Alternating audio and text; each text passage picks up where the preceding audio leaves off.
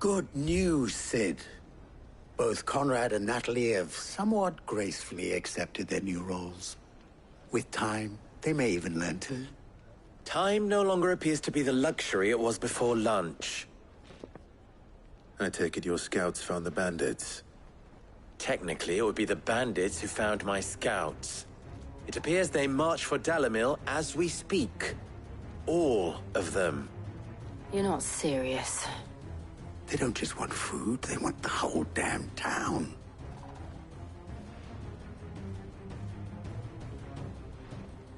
I have a favor to ask. I'm told the bandits march in two groups, one from the south and one from the desert, in a move doubtless intended to stretch our already gossamer-thin defenses. Very well. Jill and I will meet those from the desert. But what of the rest? The rest, my friend, the city shall fight. Together. The stakes, I concede, are high. But if this does not unite Dalamil, nothing will. That is a lot of faith to put into those who had their hands around each other's throats but a moment ago. Then it will be for us to see that their hands are kept occupied. And I do mean us. I thought you might say that. We'll hold them off for as long as we can. And we will do the same.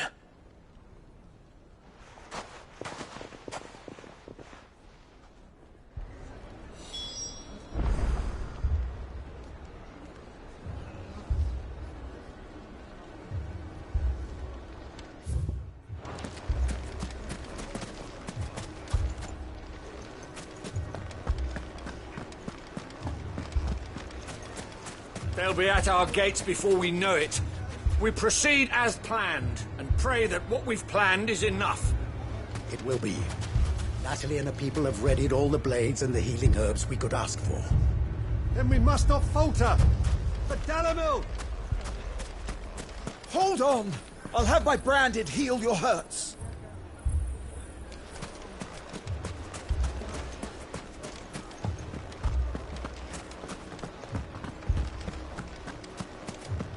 My shop. If I had my pickaxe, I would have... My friends, it is time. The battle for Dalamil is upon us. Anyone willing to fight, take a blade from my stores. The rest of you stay behind the lines and attend to the injured. We have water, crystals, and medicine in the bathhouse.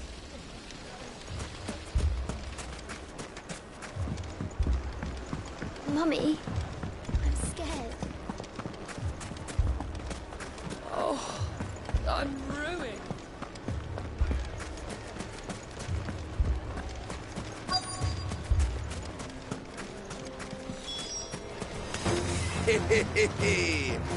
The women folk have come to welcome us. I'll take that one. He's all yours. Stay down!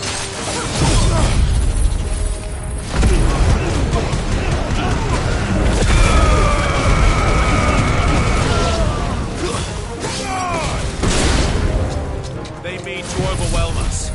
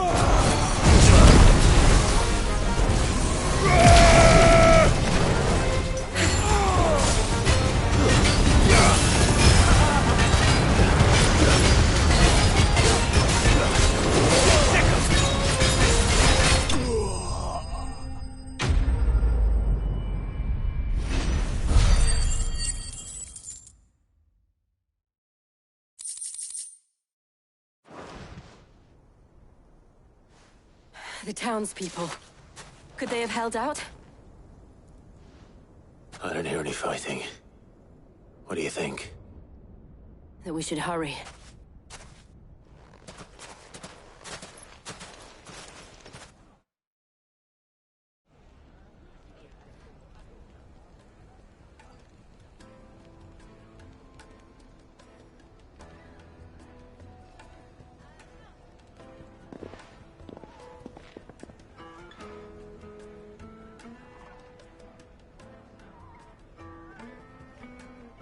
Natalie, I owe you an apology.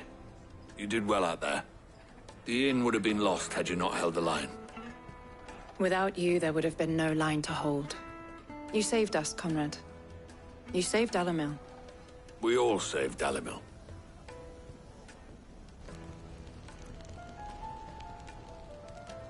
Conrad seems to have had a change of heart. I'd say they both have. I take it from your presence that our visitors from the desert won't be joining us either. Pity. The plan worked, Sid. Granted, it only took an army of bloodthirsty bandits at our gate. Calm now, Victor. Why quibble over the details? We are united, and that is all that matters. As for you, Sid, you fight considerably better than you act. I'll take that as a compliment.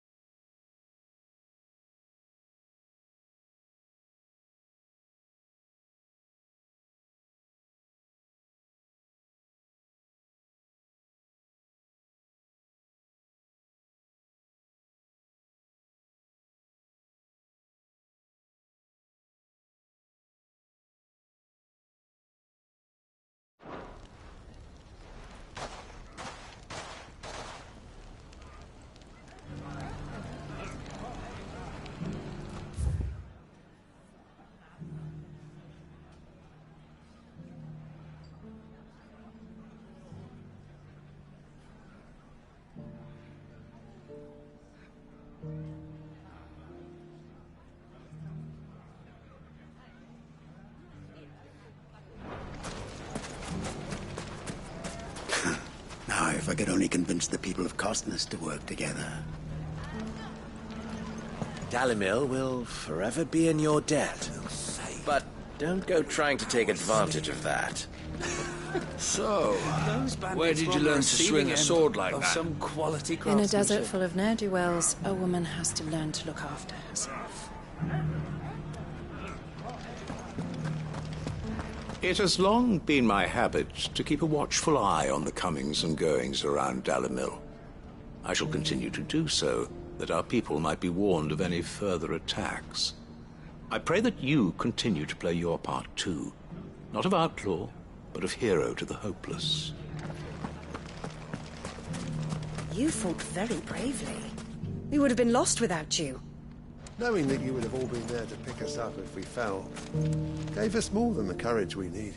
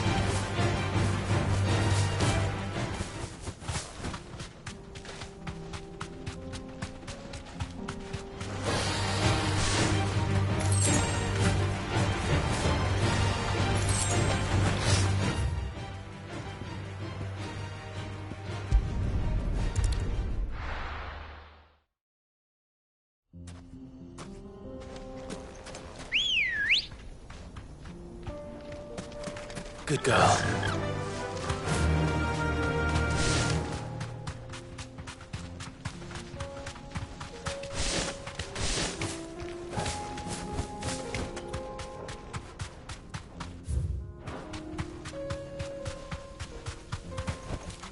Back to the stables, girl.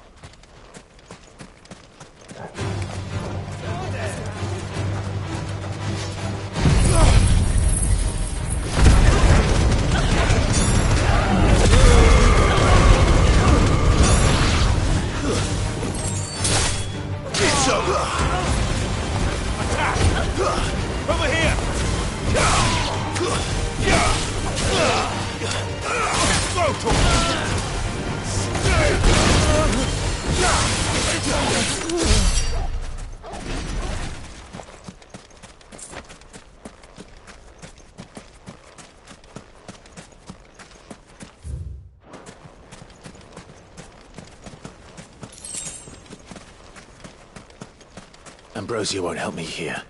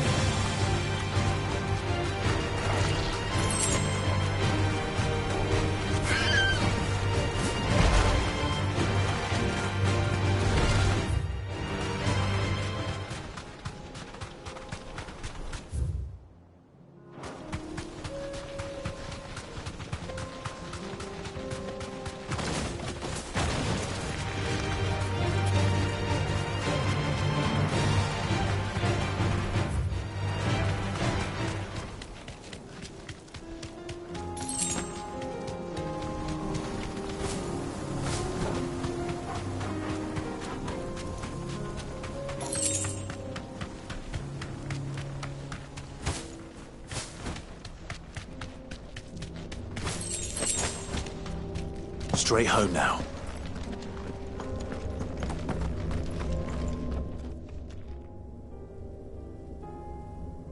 This one's awake.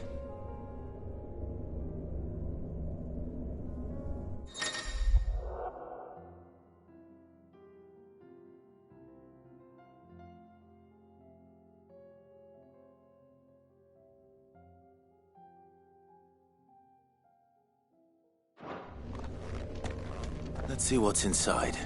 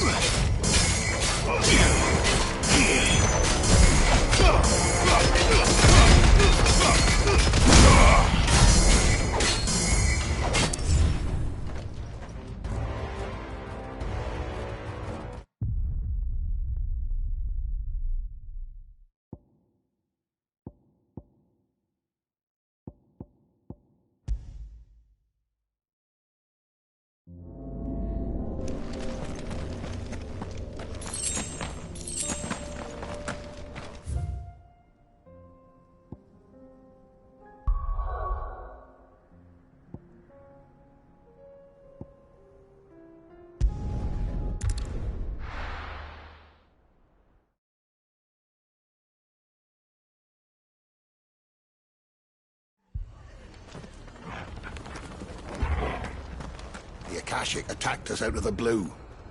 And there's no telling when they might be back. We'd best keep that sword handy, Sid. This man's gonna die if we don't get him to a healer.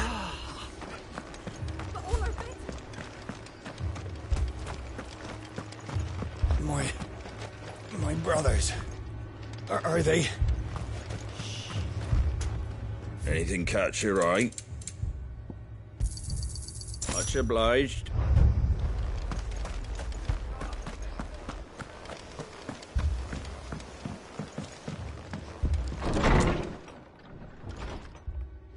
Martha, it's good to see you. And you, Clive. Jill? Otto said you'd been attacked by Akashic. What exactly happened here? Those skies are what happened. Not long after they fell dark, we had our first visit. There were hundreds of them. Tried to storm the hill. Only a handful made it up here, but that was more than enough. The rest are still down there now. And while we have a few willing fighters holding them back, they're sorely outnumbered. What do you think, Clive? That we join the fight? I thought you'd never offer. Now, where I need you is the Fallen Gate. That's where the fighting is fiercest. Let the men know you've come to help. Something tells me they'll be pleased to see you. We're on our way.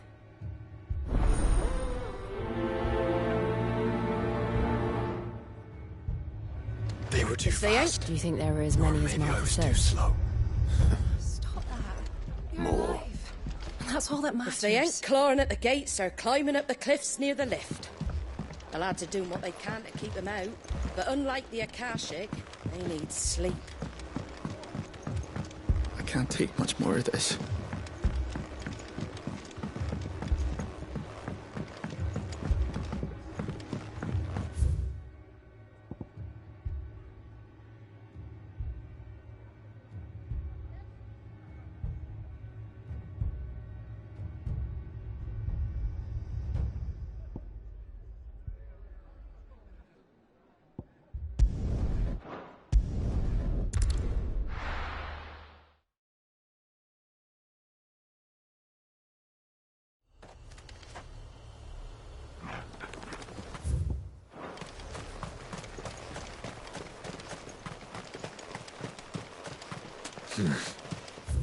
Oh, here.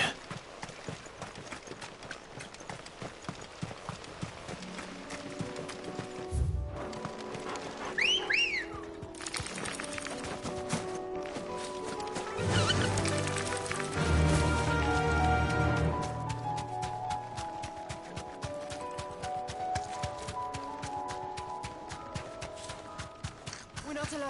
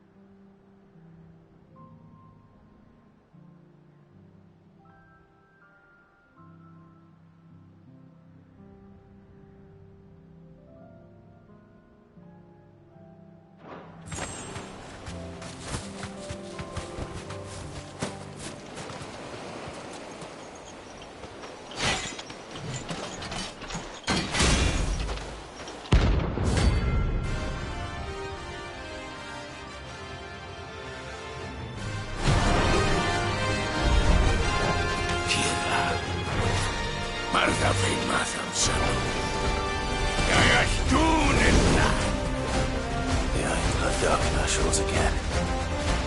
But not for long.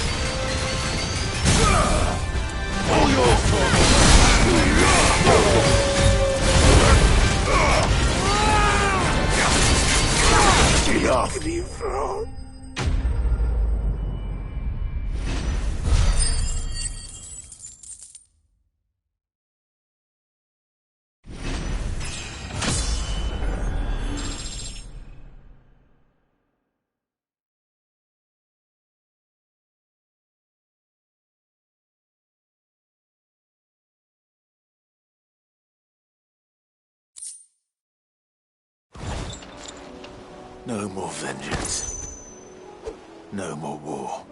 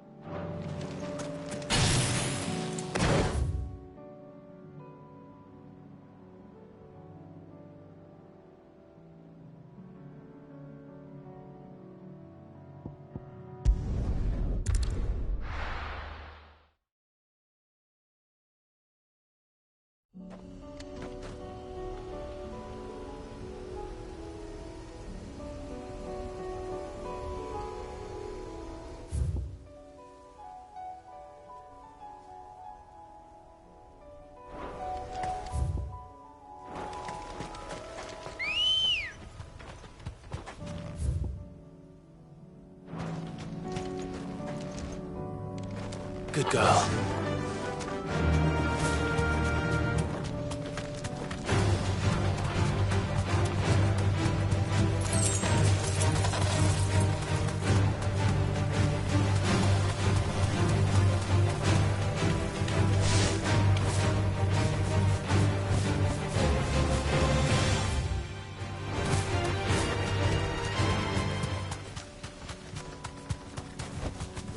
Straight home now.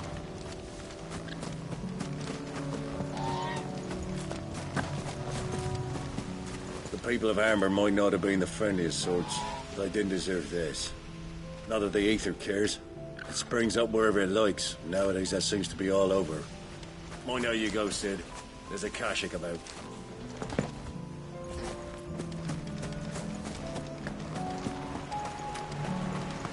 Damn it. The whole village is turned.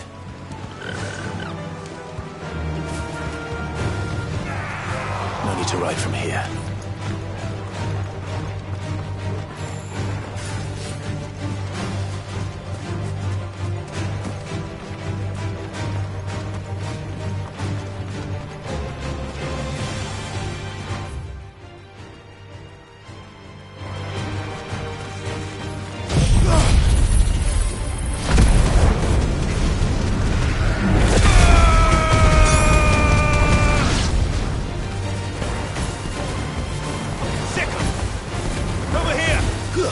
This one.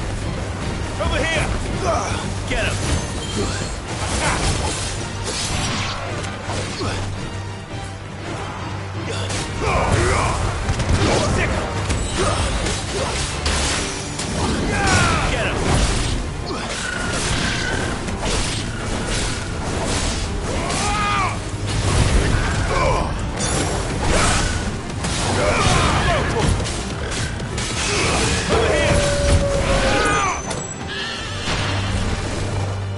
Get him!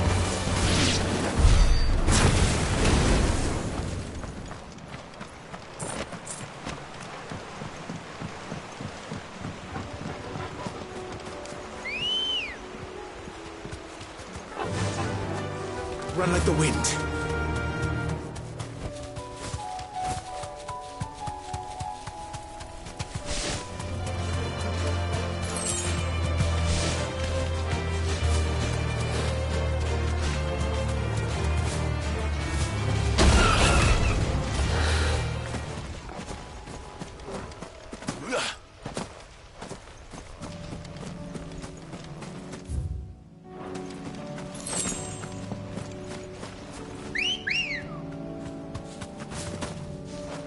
Let's go.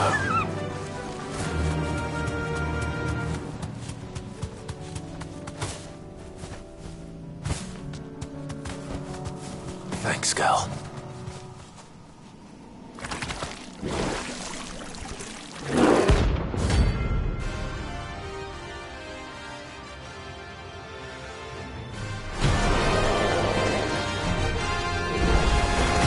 So you take us unawares, did you?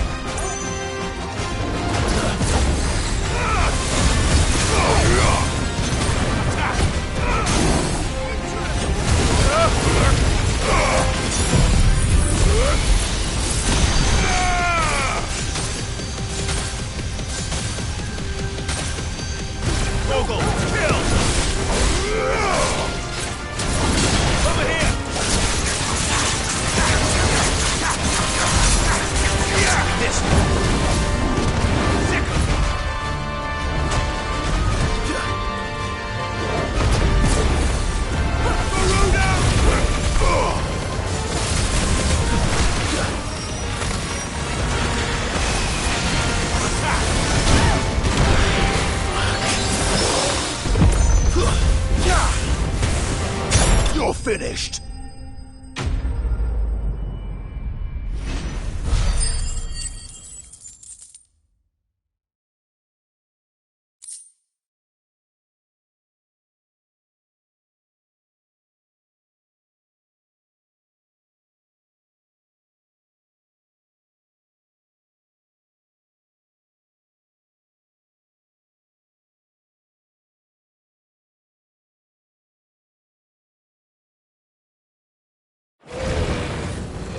Well, it's dead now. Whatever it was.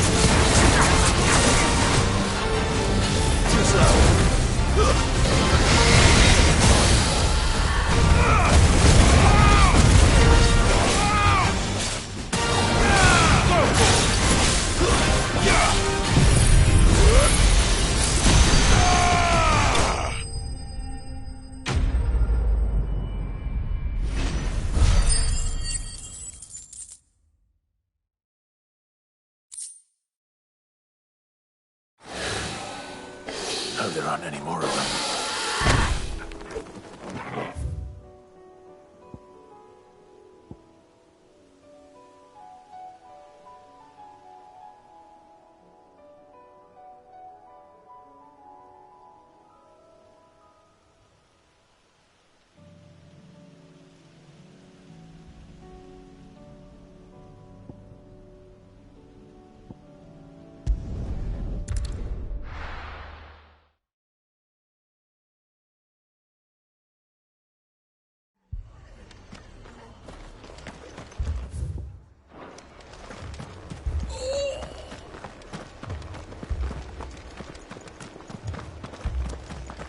You don't think they've abandoned us, do you? Them not. Not a chance.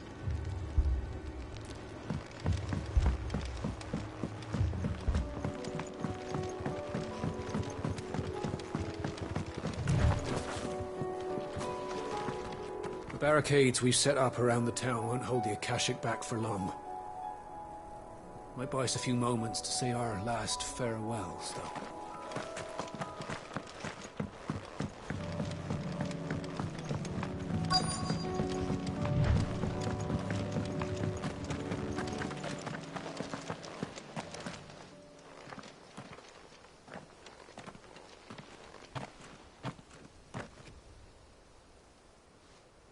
Clive, wounded. We deal with the Akashic first. To me, Flames!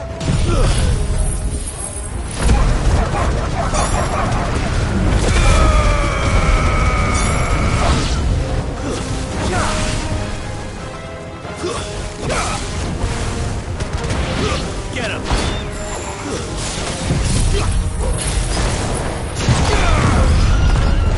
Over here!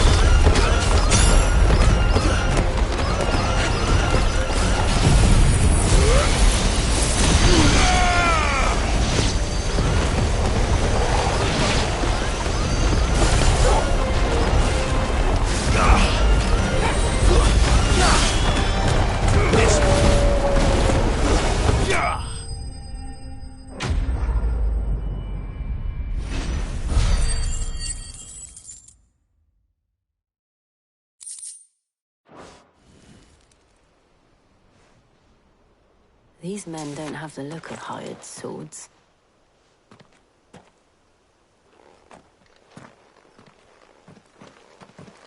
If you've come to rob this place, You are mistaken, my Lord Rosfield. We're here by Madame Martha's leave. how do you know my name? Forgive me, my lord. There wasn't time for introductions. We're with the Guardians of the Flame. Wade's men? But how did you come to be here? Where is your commander? Sir Wade left earlier with a scouting party to find out where the Akashic were coming from. Did he?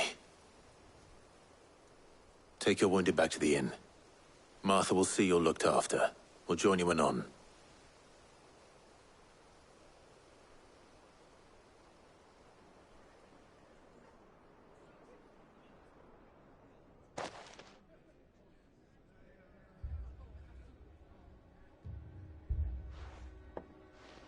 And to think you took them for thieves. A fine reward for holding off the horde, that is. When did Wade and his men arrive? Not long after Rosalith fell. The Guardians asked me to shelter some of them that had lost their homes. They were making ready to leave just as the skies turned, and we agreed it was best we stuck together. Martha! Trouble! The scouting party's almost at the lift, but they got a pack of Akashic snapping at their heels! And they got wounded with them! They're not gonna make it! Damn it all. We'll worry about them, Martha. You look after everyone here. If any can still fight, send them to the lift. I will. You two be safe now.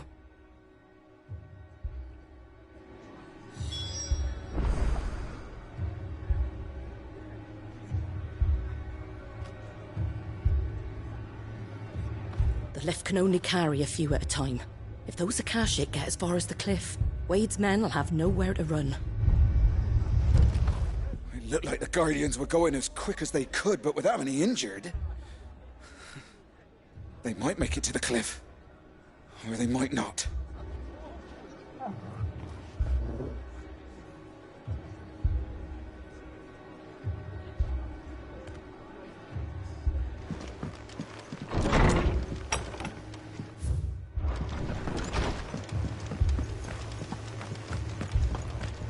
My brothers. Mad dogs. The law of them.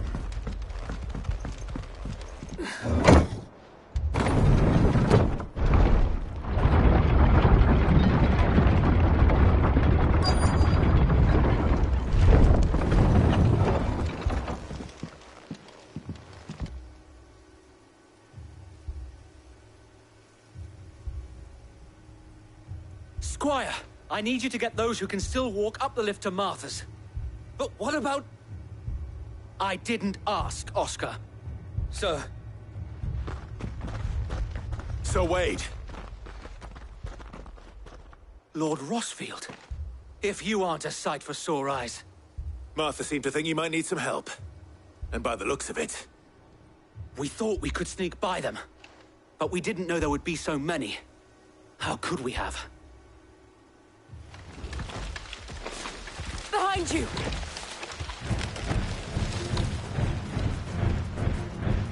Damn it! We need to get the injured to safety. Do you think we can hold them off? We can certainly try. Are you with us, Sir Wade? Always. Then let's do our duty.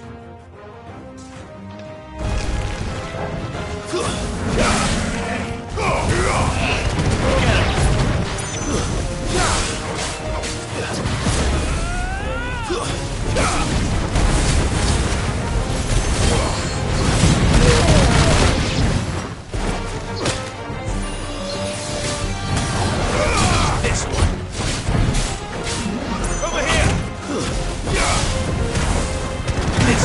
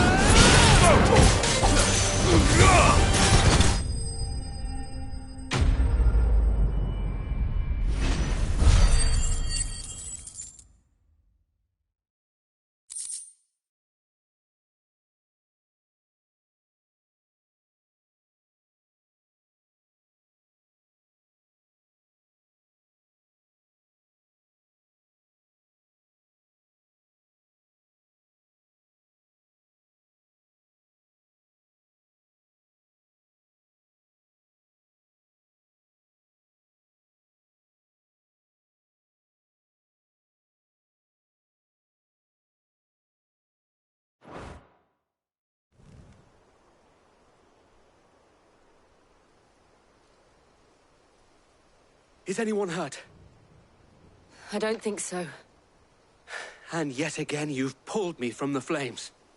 It's just a pity I keep walking into them. You've never been one to shy away from danger, Sir Wade. Like any shield worthy of the name. I see you're all in one piece. Martha! Is something wrong? The lookout saw smoke coming from down Eastpool way. Too thick to be a hearth. A second horde. Feel like finishing the job. Always. Jill and I will make for Eastpool. You'll need to move the injured without us. Don't you worry about them. The moment my men are safe, I'll follow. Good luck.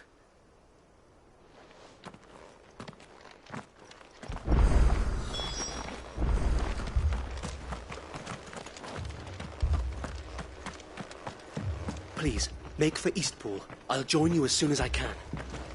Eastpool's seen enough tragedy.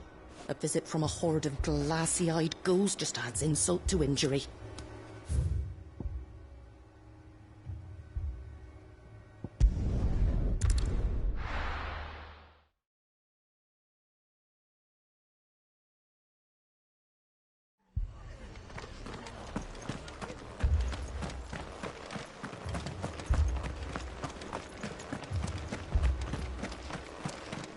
Fiends try to climb the walls here, too. Can and get me back out there. Founder knows where they're gonna show their ugly faces next.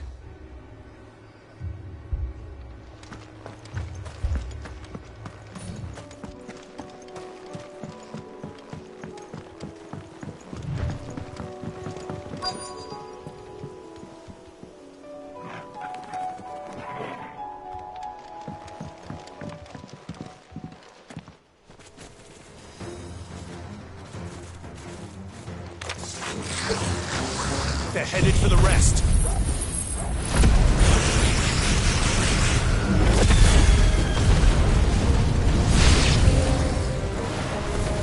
We have to slow them down. Martha and the others won't be ready.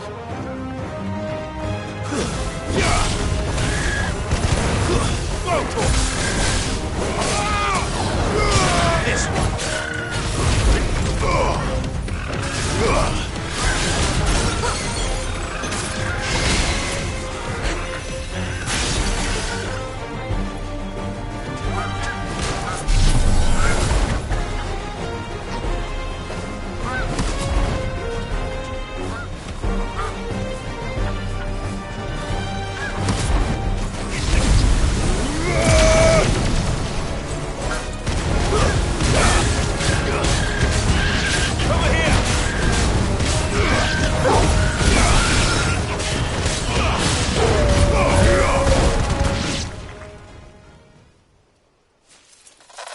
Something's coming. Apologies, my lord. Did I miss anything? Only the first round, Sir Wade. Shall we?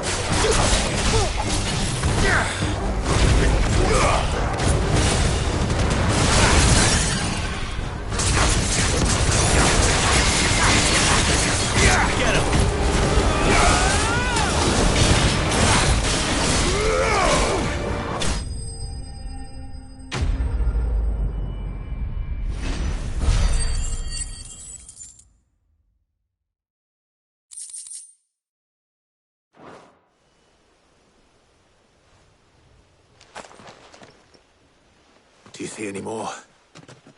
No. I think that was the last of them. But it won't be long before the next lot arrive. Then we make for Martha's while we can.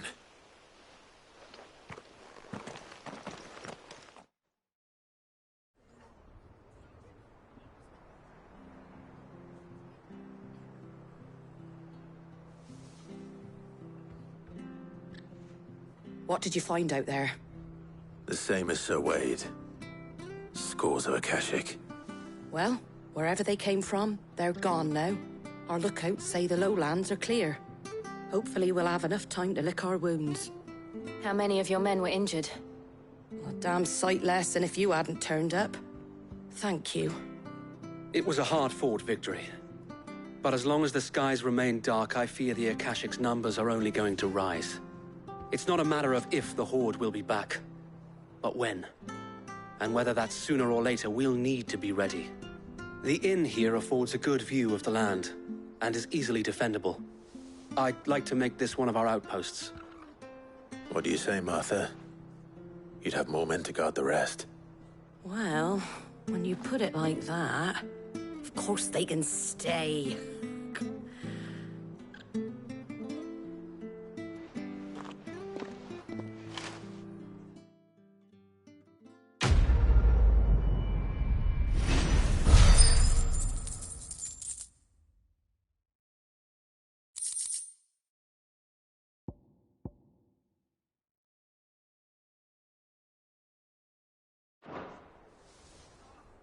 My lord, there's someone I'd like you to meet.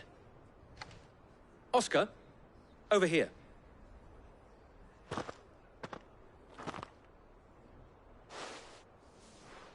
It is an honor to make your acquaintance, Lord Rossfield. I am Oscar. Oscar of House Murdoch. Murdoch? I wasn't aware the Lord Commander had children. Oh, he didn't. But his brother, my father, did. I am Sir Rodney's nephew. Well, go on, then. It's not for me to ask him. Yes, Sir Wade.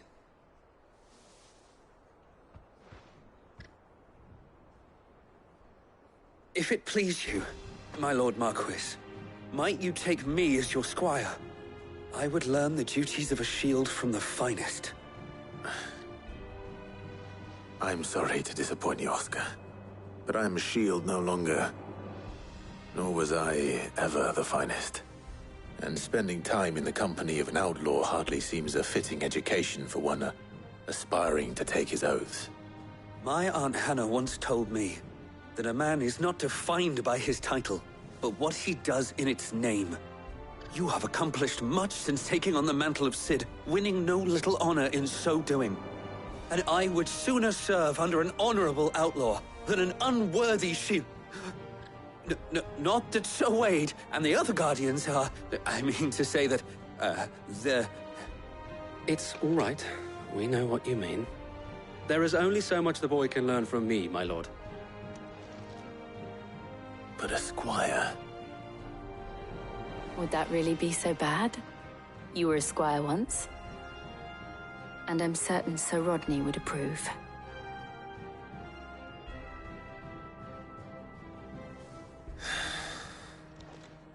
Know that I'll show you as much leniency as your uncle showed me.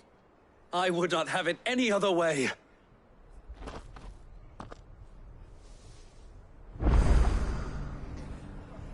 I will not let you down, Lord Rossfield.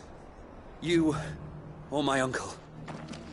We shall be staying here for the time being, and not just for the ale. I'll have one of my men escort Oscar to Benimir once he's said his farewells.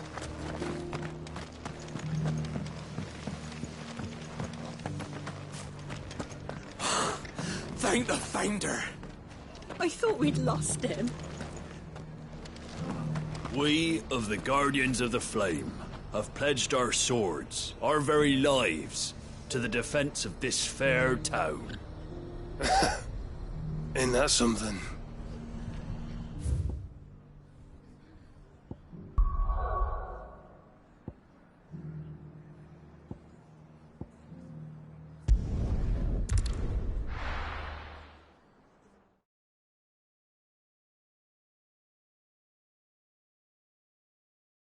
First we find Isabel.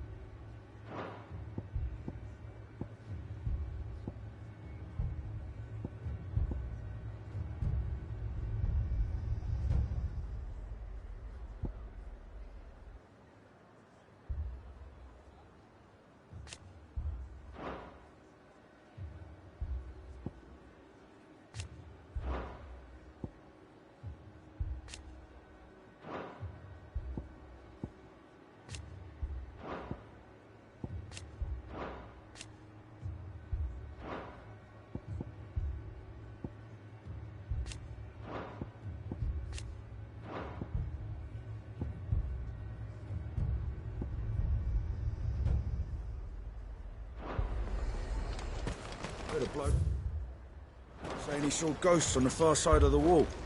Ghosts? Then a wall won't stop them.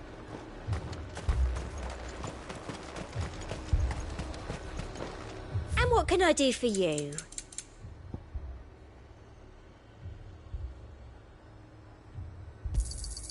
I do like a customer who knows what he wants.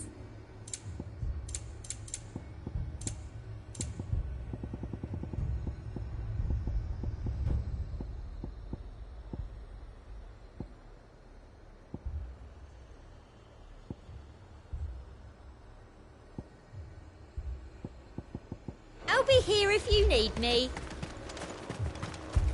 Can I interest you in some plates of mace? Or perhaps a racer to a ginger? I've been willing to trade if you got no coin. Whole of Oriflamme under a flat. If there are ghosts in the Royal Meadows, then why isn't the garrison dealing with them?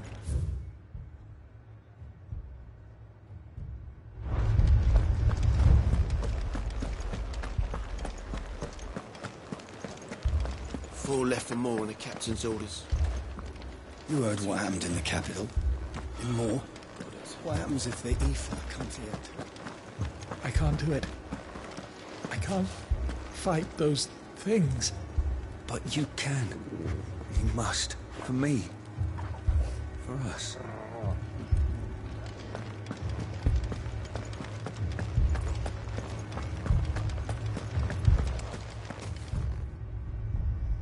My lord. Milady. We received the dame's message. There have been sightings of strange creatures, I understand. With the blue eyes. Yes. Like a Kashik, but different. They've taken so many. I've lost count. Akashic, but different. Ultimus thralls. And what of your mistress? Is she here? Oh, no. She went to the garrison to ask what they were planning on doing about all this. Then we'll look for her there.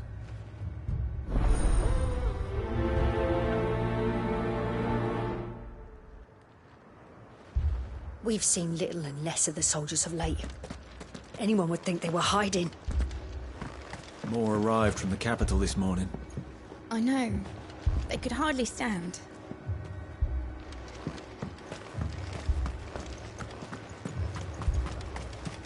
We could leave. But where would we go? The two soldiers were carrying another. He didn't have any legs.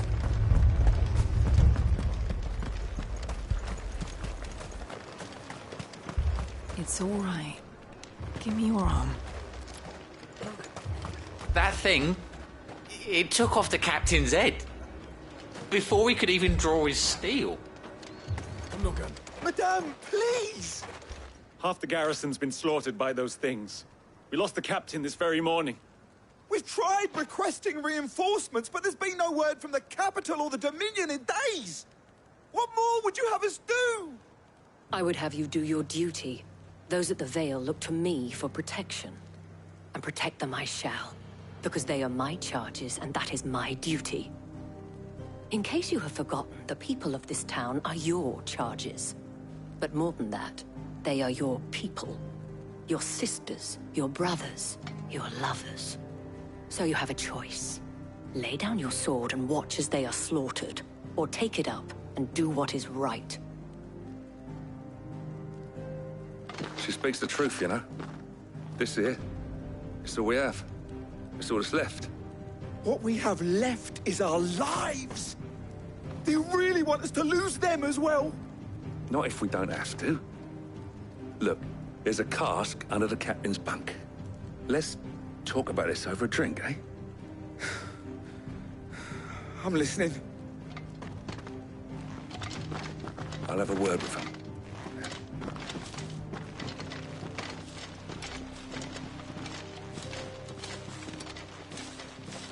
Ah, Clive. I didn't expect help to arrive so quickly. And sought to take matters into my own hands. It was a noble effort, but I thought you might still need some support. I'd like you to consider my needs. What we need to consider is where the creatures came from. The way the survivors speak of them, one would think they appeared out of thin air. And perhaps they did. It's hard to know what to believe these days. We'll talk to the survivors.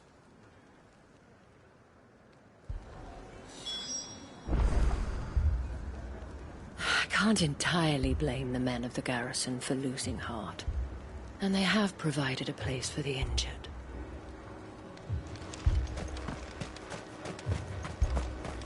Don't leave me, Pa.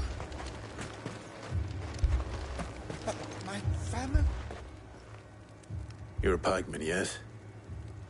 What happened? I've got family in Moor.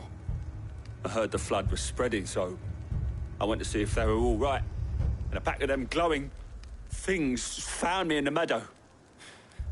I ran for my life. I never did get to the village. Leave that to us.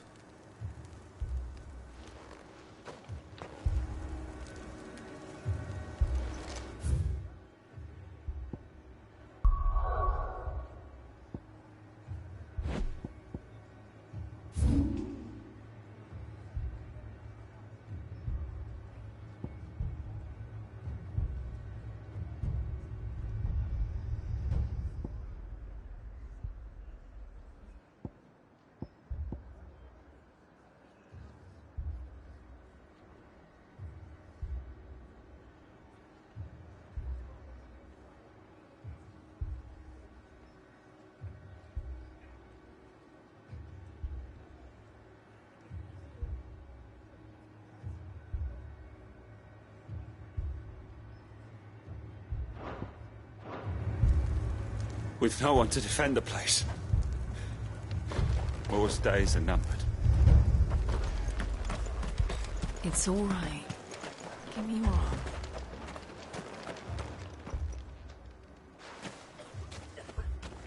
Did you see the creatures that attacked you? Creatures? Yeah, They came out of nowhere. They went for Joseph first, then me, and then they were just gone. Do you remember where you were? On the road from Oriflamme. We just passed Moor when... Where's my Joseph? It's all right. Just rest now. At least we have an idea of where the thralls might be now. We should head for Moor. I thought everything would be all right once we left the capital. But nowhere's safe anymore. Is it?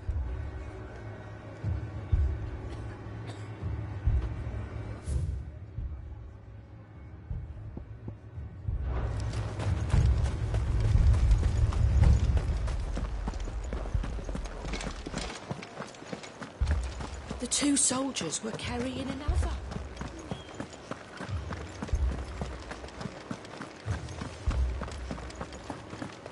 It was all they could do to escape.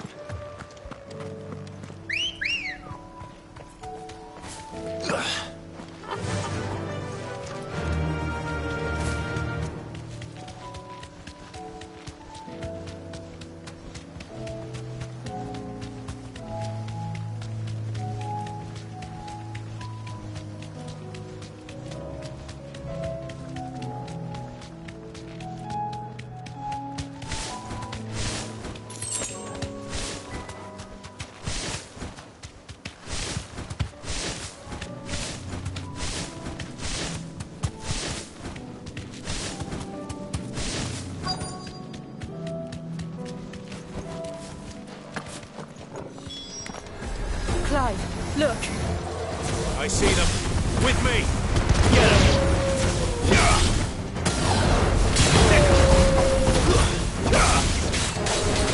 This one. Get him.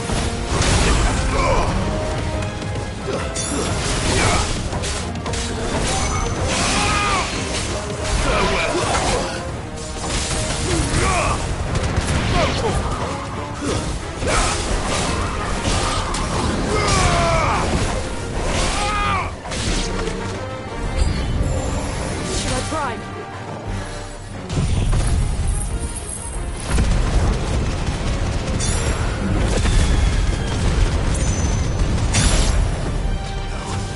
Save your strength.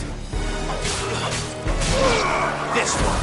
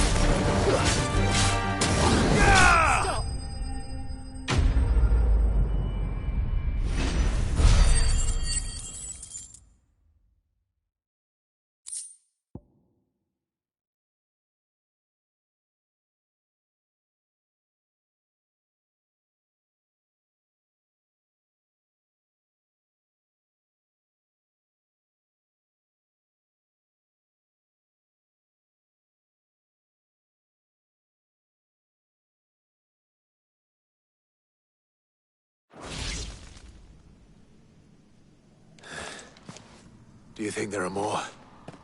There are always more. But I'd say we've done what we can for the time being. Then we should let Isabel know.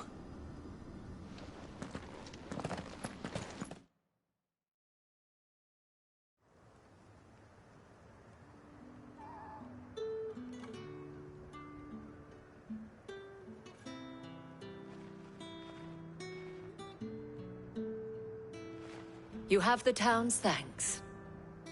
Don't thank us yet. There will be more. Many more. And you'll need to be ready for them. Oh, we shall. Isn't that right, Captain? Yes, milady. The garrison will be ready. Philippe here has convinced most of the men to remain at their posts. For now, at least. Hearing that the Dane would look kindly on any man who committed himself to the task certainly didn't hurt. It's not the most selfless of motives, I'll admit. But whatever it takes, eh? Now me, I never needed convincing. I became a soldier to protect the people I love. And the people I love include the ones standing before me. Handsome and chivalrous. Now, if you don't mind, I have sentries to post. Milady.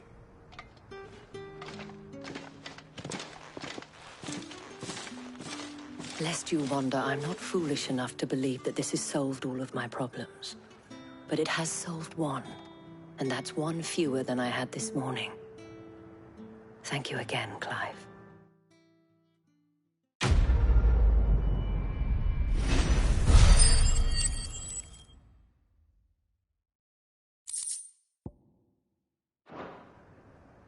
Our friends seem to have things under control.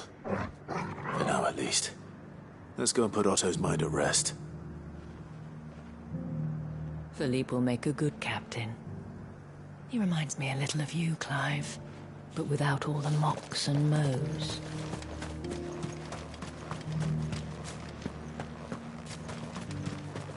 We're still alive, aren't we?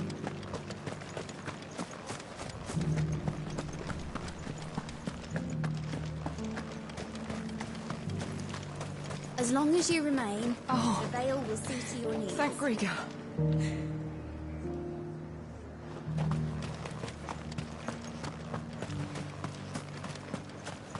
You heard the Herald. The Emperor's dead and the Empire along with him. If we're going to survive, we'll have to do it on our own.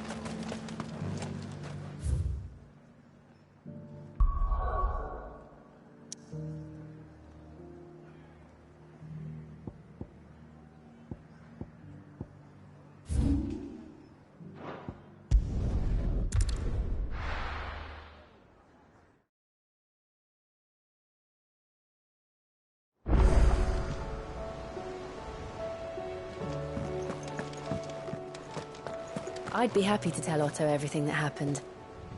But I know he appreciates it when you spare him the time.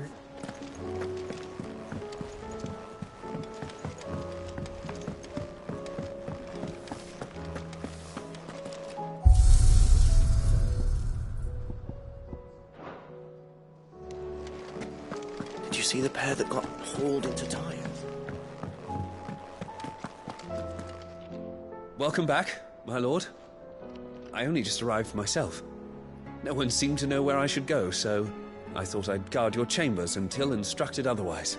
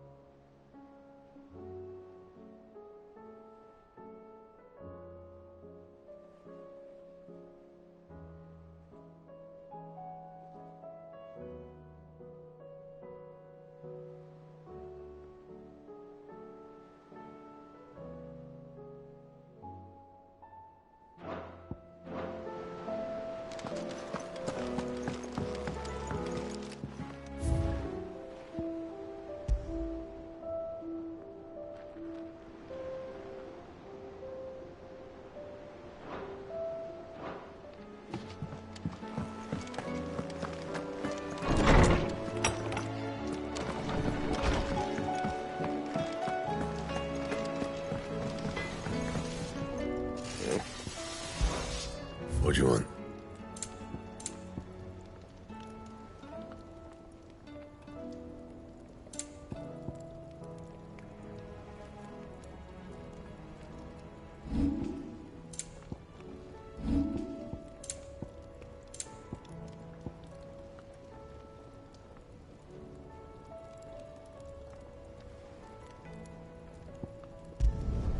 Should last you a good while.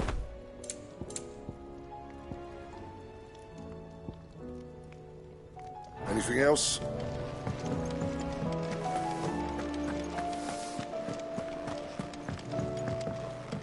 Our battle cries of dread. Will we ever see the sun again?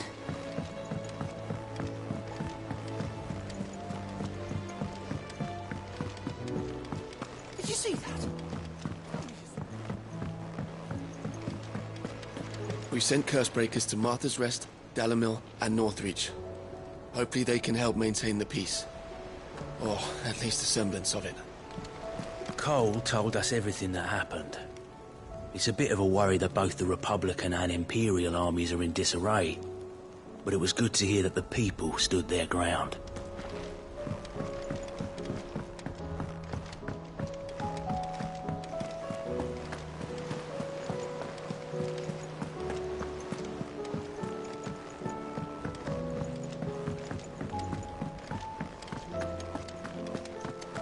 Thanks for not leaving me in the Dominion. If you hadn't come back, I might still be stuck there. I told Nan.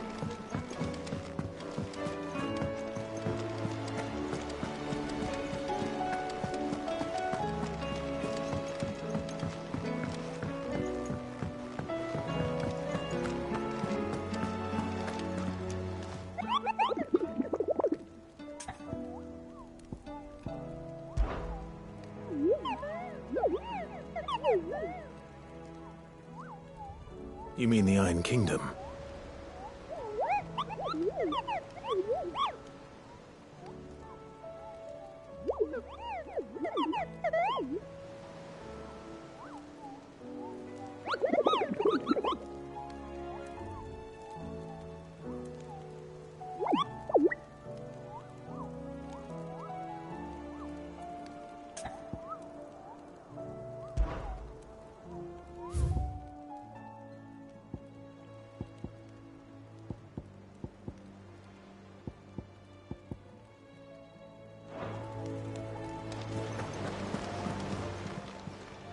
Welcome to the Patron's Whisper. Is everything we've received and everything promised?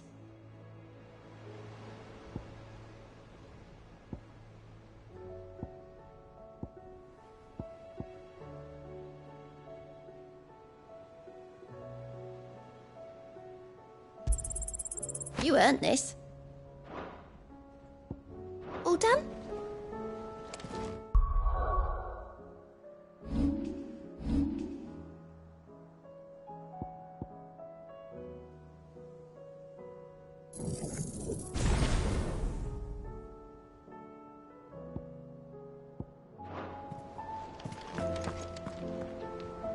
Was wondering when you turn up.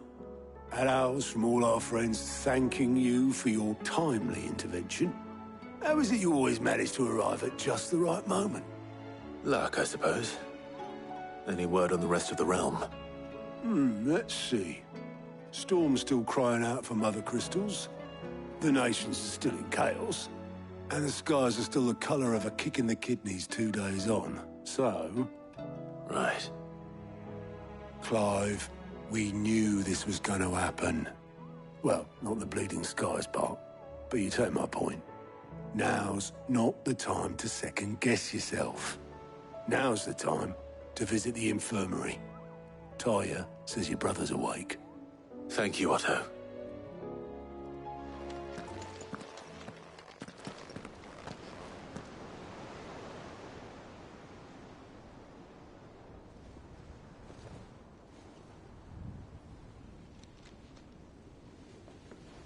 So it was not Sylvester, but Olivier who served as Ultima's puppet. And when Dion learned of this, he sought to slay the fiend.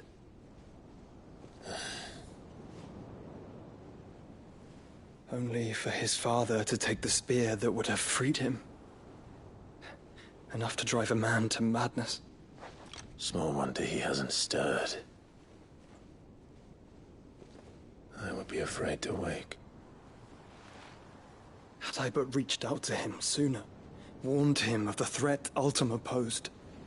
But now, both an empire and her prince lie broken. Joshua, what do you know of Ultima?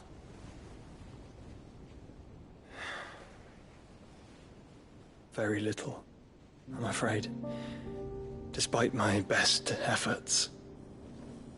18 years ago, as I lay buried beneath the rubble of Phoenix Gate, 'twas not death who came for me, but another. And it was while in my rescuer's care I first heard of Ultima. I've been chasing his shadow ever since. Ultima is driven by some deep, dark purpose, and for whatever reason, it would seem you are crucial to his designs. He will stop at nothing to have you, even if that means toppling an empire. But why me? What possible use could I be to such a creature? That is one of many answers that have eluded me. Yet, I am certain of this. It is not mere chance. You were chosen for a reason.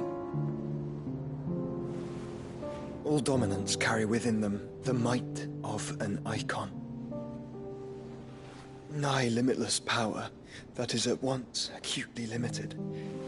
I wield fire, and only fire. And I only ice. 8 wardens for 8 elements. But you, Clive. You are different. You're special. Your abilities begin with the flames of Ifrit. But they do not end there. The fact Ifrit can even exist goes against everything we thought we knew of dominance. Perhaps Ultima has been waiting for one such as you, whose potential is truly limitless. I've encountered that thing several times now. If it or he, as you say, needs me, why hasn't he claimed me as he did the boy? Were I to hazard a guess, I'd say the two of you are somehow incompatible. His mind not properly attuned to your body. His mind? Mind, awareness, spirit, call it what you wish. But I believe Ultima to be an embodiment of the concept. This is why I struggle and fail to contain him here inside me. I'm sorry. Inside you? With every setting sun, I feel my strength wane. And though the Phoenix's flames mend the prison I have made for Ultima, they do so at a cost. We must find a means to bring an end to him before I meet my own. What were you thinking?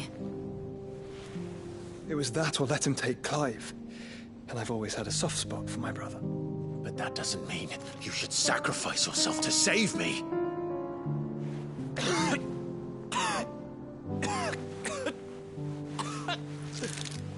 Joshua. Clive, it's Gav. There's an army of Akashic at the gates of Canver.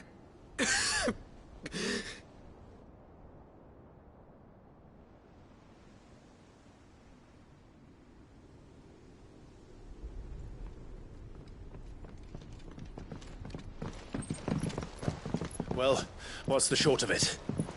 Don't Tyre told you. The capital of the Free Cities is under siege by an army of monstrosities. The City Guard are doing their best to stem the tide, but numbers ain't on their side.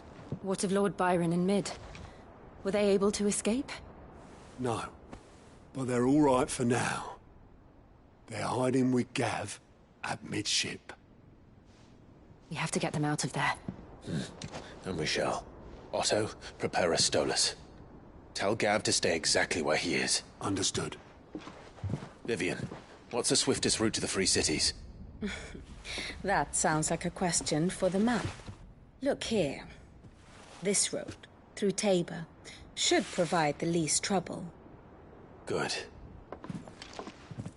What a coincidence. Tabor is exactly where I'm bound. Joshua, bed is where you should be bound. You don't think I told him the exact same thing? Were Taya not such a talented healer, I would surely have been inclined to agree. But, thanks to her ministrations, I feel I may safely rejoin my attendant, who was to wait for me in Tabor if we became separated. All right, we travel together. Clive. If he stays close to me, he'll be fine. Thank you, brother. I'll look after him.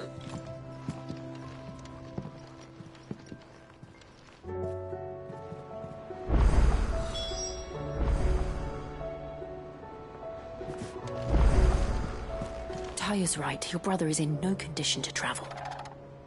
That's all I'll say on the matter. It's Mid, Gav, and your uncle we should be thinking about now.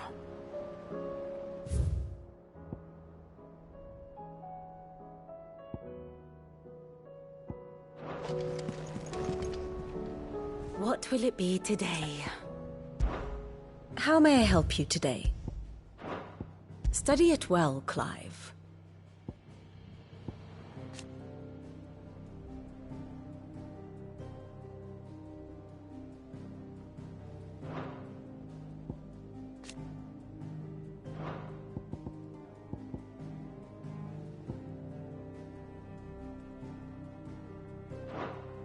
Very good. You know how I feel about this, but your brother's stubbornness knows no bounds. I'm starting to think it runs in the family. My attendant was with me in the Dominion before I primed. She would have watched the battle unfold and witnessed its outcome. I trust you'll be waiting for me in Tabor, where I can finally introduce you. Do you like being struck by thunderbolts from on high? Then don't let anything happen to Mid. Yeah? We've sent Cursebreakers to Martha's Rest, Dalamil, and Northreach. Hopefully they can...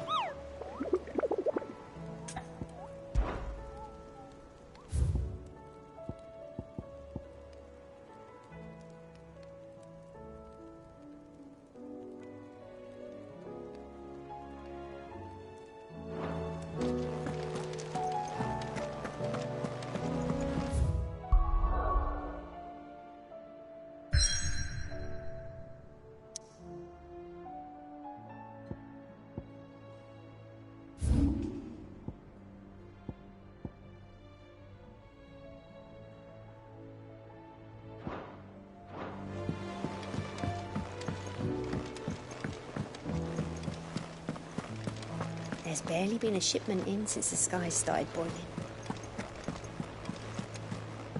Oh, the moon.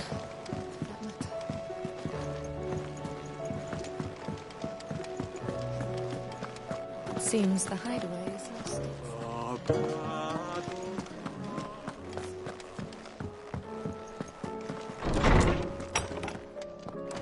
Is a storm coming, Sid? Will there be... Sid, perhaps you can help me solve a mystery.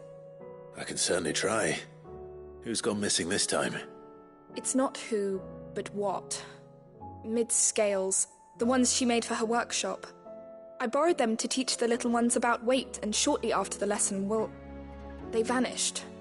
My first thought was that they'd taken them off somewhere to play, but when I asked, they swore they had nothing to do with their having disappeared. Which almost certainly means they had everything to do with it. Perhaps a visit from Sid will jog their memories. I think it just might. Thank you. I don't like to imagine that my pupils would lie to me. But if they have, I'll have no choice but to discipline them accordingly. They were in the atrium when I last saw them, as always.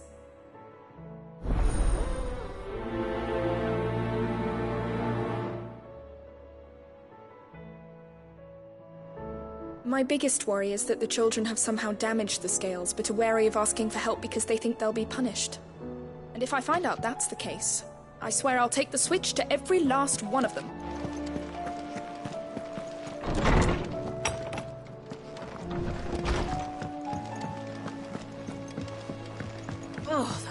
blasted book.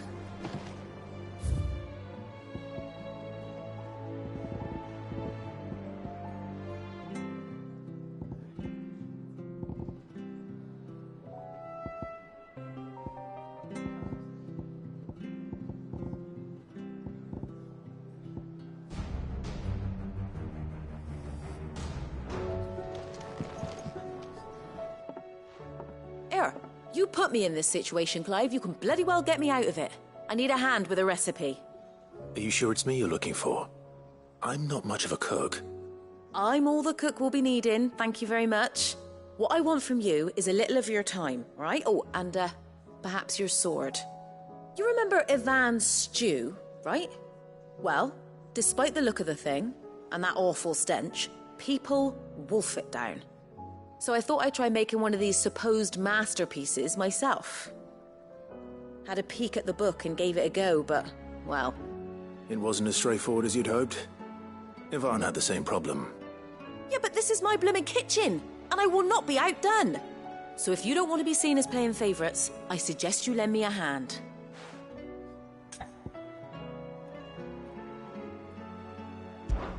I've never been one to play favourites, Molly.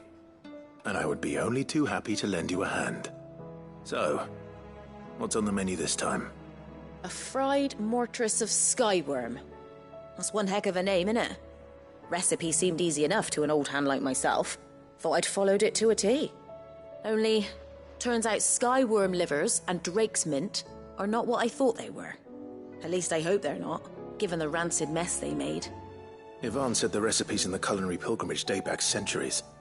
Who's to say the ingredients even exist anymore? Well, that's a question for a scholar, wouldn't you say? Perhaps you know of one? Kindly old fella who haunts the shelves, maybe? Fine. I'll go and speak to Harpocrates. Perhaps he'll know something. And if he does, I'll see if I can find your ingredients for you. You do that. Lest we forget, you've got a reputation to uphold.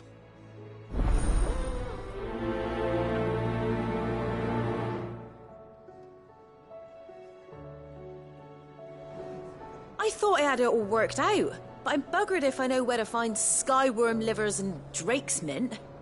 Best hope everyone's favourite know-it-all can help us, eh? Appetite.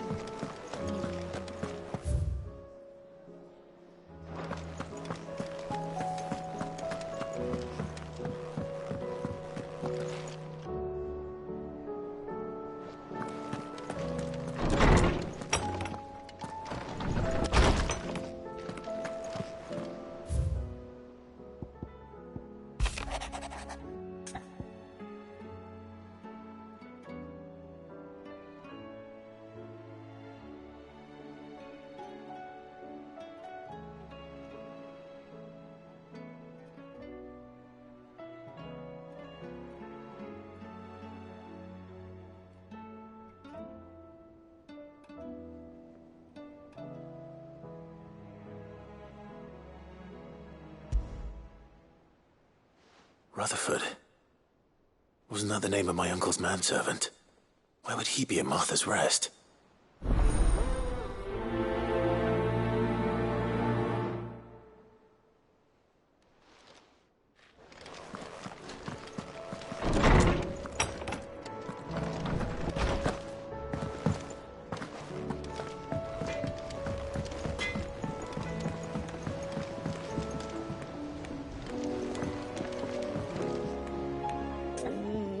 What am I gonna do?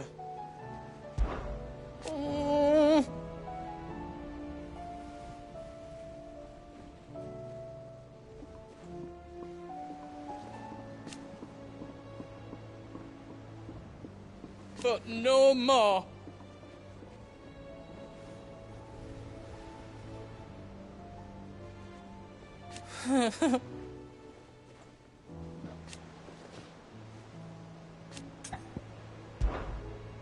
Is everything all right, Goots? You seem more discomposed than usual.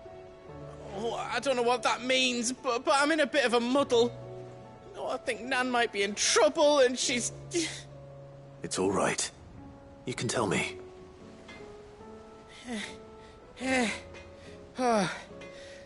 There was a trader came by. One of our usuals, like. Said he'd heard some rotten rumours about her down Dallimil Way. Folk are saying she's been selling to bandits and cutthroats and that. I mean, she's fond of a chance to make a coin or two, aye, but she'd never do business with baddies. Especially not the kind who go hurting people who haven't done out. I wanted to ask her about it myself, but I'm scared she'll give us a tongue lashing. She'd never give your tongue a lashing, though, would she?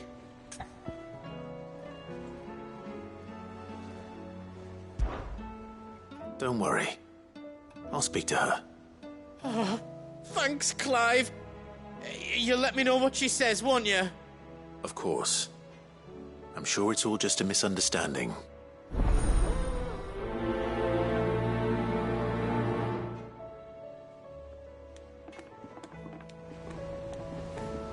Nan sometimes sells swords and that, but never to anyone who's not a friend of ours.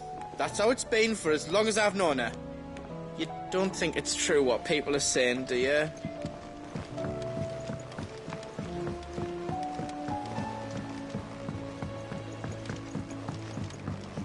I heard the Emperor was impaled on his...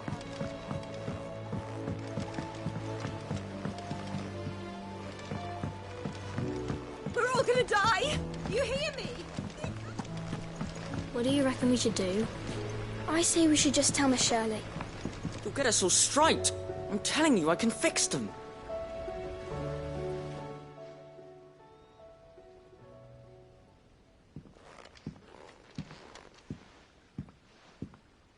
Sid! Hard at your studies, I see. And what is that? It's not a set of scales, is it? No. Of course it isn't. Well, not anymore, it's not. Oh! And just how long hasn't it been one? We're sorry. But we didn't break them. We dismembered them. Just like Miss Mididol showed us. Miss Mididol? And why would she have you dismembering her creations? Because that's the only way to become a ninja-near. Miss Mididol said, the best way to see how something works is to take it apart and put it back together again. Well then, your work is already half done. Carry on. About that. The taking apart was easy enough, but it's the putting back we can't work out. Speak for yourself. The heavy thing goes at the bottom. Then...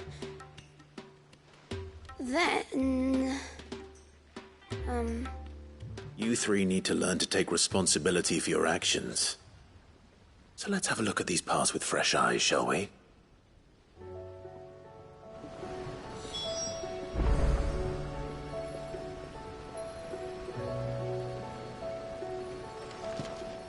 Must have been magic keeping those scales together. It's the only explanation. All right. Everything here was once part of Miss Mididol's scales. Every piece has its own role to play, and each is just as important as the others. If even one of them is missing, the scales won't work. So let's think about what those roles might be. You already know one of the pieces. The body. Its role is to support everything else. But what of the others?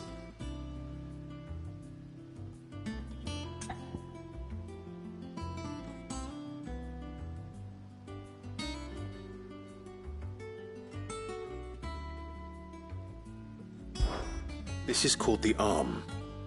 Why do you suppose that is? It doesn't look much like an arm. You're right. It looks more like a wing. Like a chocobo wing! You've ridden a chocobo before, haven't you, Sid? Will you teach me to ride one day? I'll think about it. Now, what do arms do? Hold things. So wait, maybe this arm holds things too? Good thinking. You're on the right track.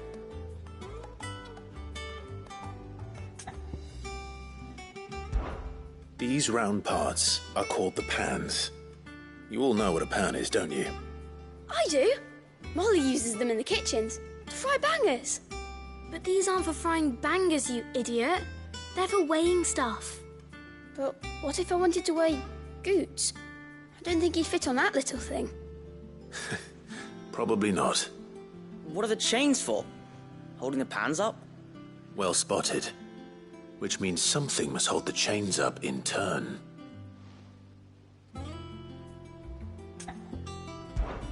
This tiny piece is what's called a cogwheel, or gear.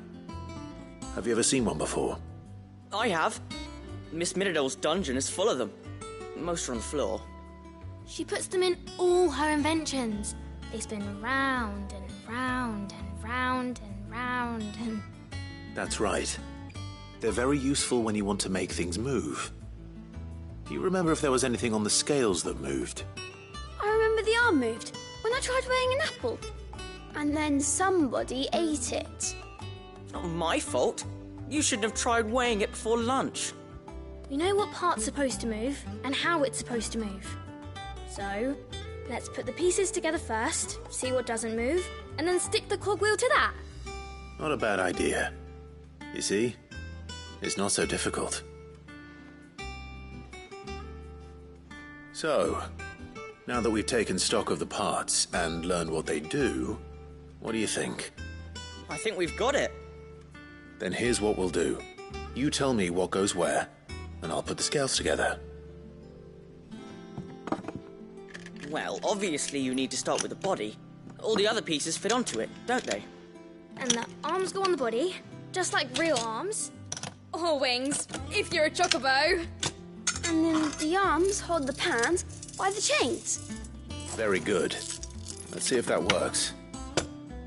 Ah, all finished.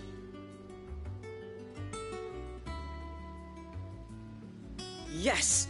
We did it! Well, with Sid's help. Oh, I just put the pieces together. It was you three engineers who showed me how. That's right. We're Miss Miradol's hairs. Her hairs? Yeah, hairs for the future. She's showing us her secrets now, so we can help out the hideaway when we're older. What do you think, Sid? Are we almost ready? With a little more help from Miss Miradol and Miss Shirley, I'd say it won't be long at all. You hear that? It won't be long. Until then, though, do try to be honest with Miss Shirley.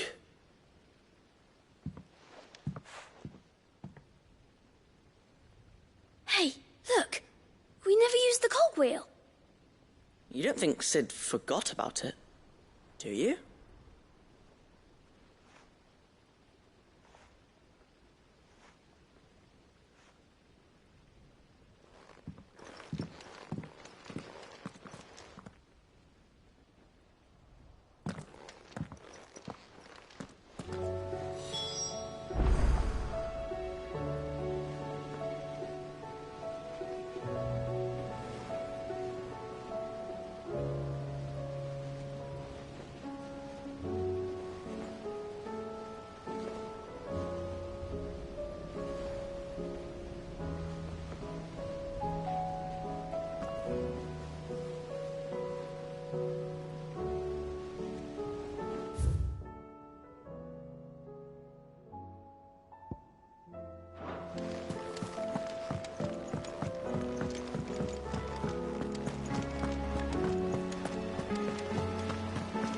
The girls here can have Otto and Gav.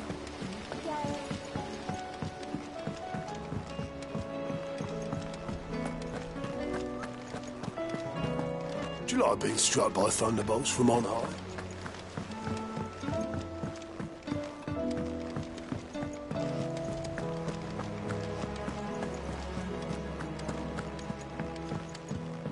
Will we ever see the sun again?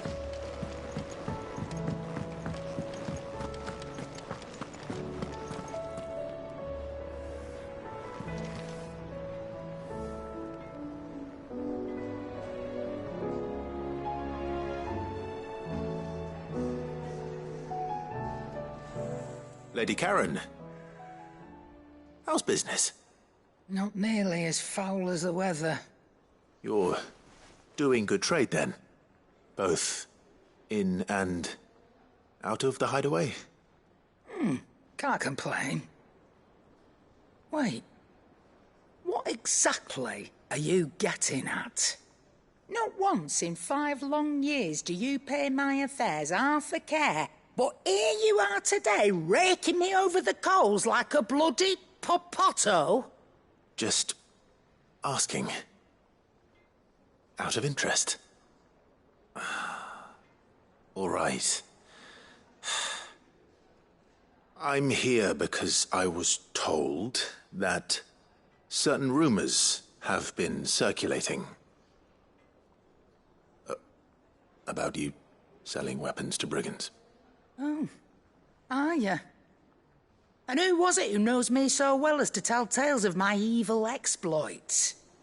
I didn't exactly hear firsthand. All I know is that someone in Dalimil has been spreading word to that effect. And what? You believe it? You think I'm profiting off the blood of innocents, do you? Look, I've done things I'm not proud of. Might be there were a time when I turned a blind eye to the wretchedness of the world so I could line my pocket. But that woman is no more. And you'd know that if you'd ever paid the slightest bit of notice. You're right, Lady Karen. I apologize. It was wrong of me to doubt you. No, it was. Now, I reckon you've got better things to do than pointing your do-gooding finger at a poor old woman. Of course. Good day.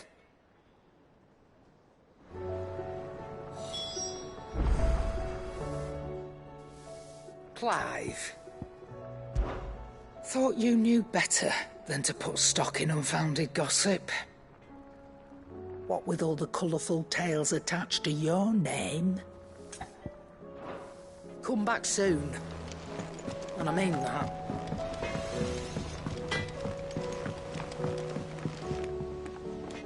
I spoke with Lady Karen. What did she say? That the rumors were unfounded, and that I was a fool for thinking they might hold any truth, along with some other things that made her feelings clear. And while it sounds like she may have done things she regretted in her past, she says those days are behind her. Oh, well, that's good. I knew Nan wasn't caught up in out bad. But why would people say she was? What did she ever do to them? It's not right. No, it's not. But people do things for all sorts of reasons. Perhaps we'll never know. Well, I'm going to find out. That trader, he said they were all talking about her in Dalimil. So that's where I'm going. I'll find someone who'll tell me, you'll see. Are you sure that's wise? Whoever's spreading these rumors means Karen ill. Oh, right.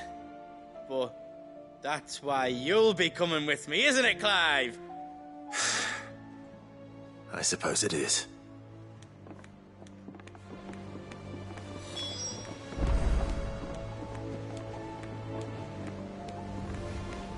I'll find out who's been making up lies about poor Nan, and when I do, I don't know what I'll do, but it won't be pretty.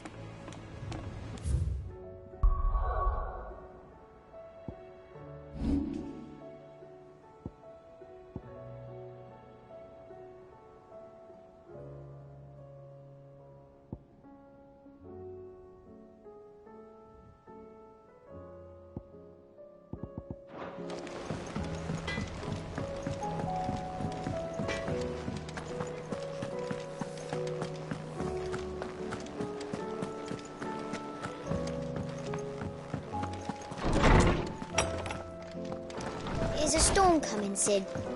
Will there be... Well, did you solve the mystery? It was as you thought.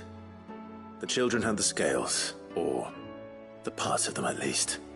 They dismantled them to see how they worked. Oh, no, Mid will have my head. Thankfully she won't. This might even have been her idea. Although I was the one who ended up teaching the lesson. I'm so sorry, Sid. I know how busy you are. I shall see that the children are properly punished. Please, there's no need.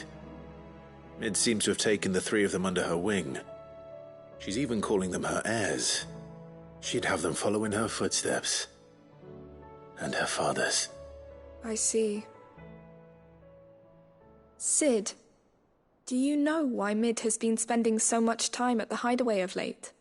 She told me it was because her studies have been interrupted by events in Canva. Is that not true? No, it isn't. The university offered her a commission. In exchange for full tuition, room and board, they asked her to oversee the design of several new war engines. To anyone else it would be an opportunity, but to Mid, who lost both her parents to war, it was a bitter pill. One she was none too keen to swallow. But that should come as no surprise. She's only ever cared about bringing people hope. The very last thing war can be said to do. Which explains her heirs. She's working to give them a better life. And so should I. What's the odd engineering lesson? Ah, you've given them far more than that. And I'm sure they're very grateful.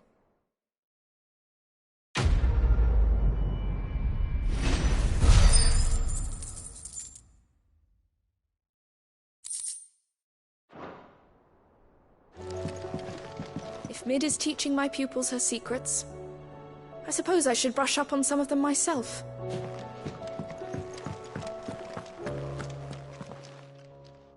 Lawsman Harpocrates. I've come to pick your brain if you don't mind. It's about the book you lent Ivan. Ah, Valisthea, A Culinary Pilgrimage, a classic. One of my favorites, in fact. The young man did a wonderful job with the Chance's stew. I do hope we shall be able to sample more such marvels in due course. That's actually why I'm here. I don't suppose you know where I might find skyworm livers and drake's mint. Ah, so the fabled Sanbrequois delicacy is next on the menu. Delightful. The descriptions of fried mortress never fail to make my mouth water.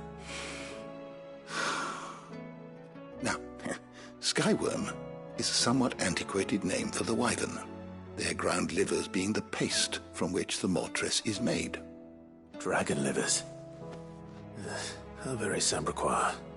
One would have thought the disciples of Bahamut would have a touch more reverence for their icon's brethren, but apparently not.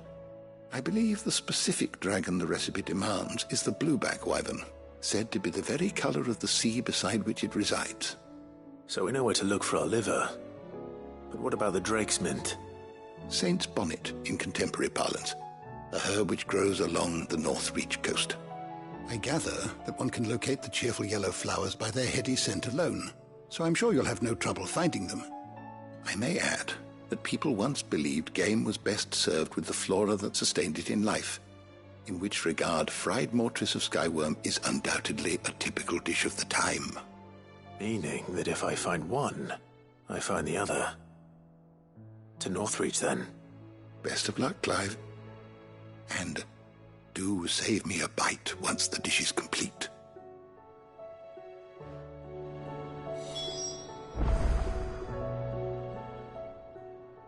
Good morrow to you, my friend.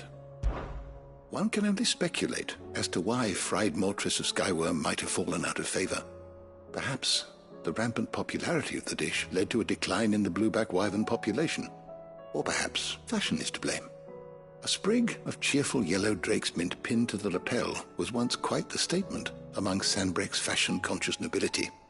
Regardless, the only place you'll now find both herb and dragon is on the coast near Northreach.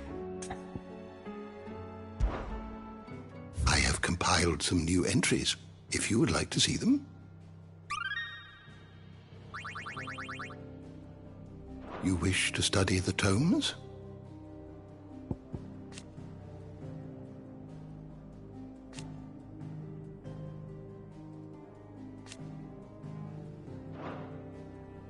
The door to the shelves shall ever be open.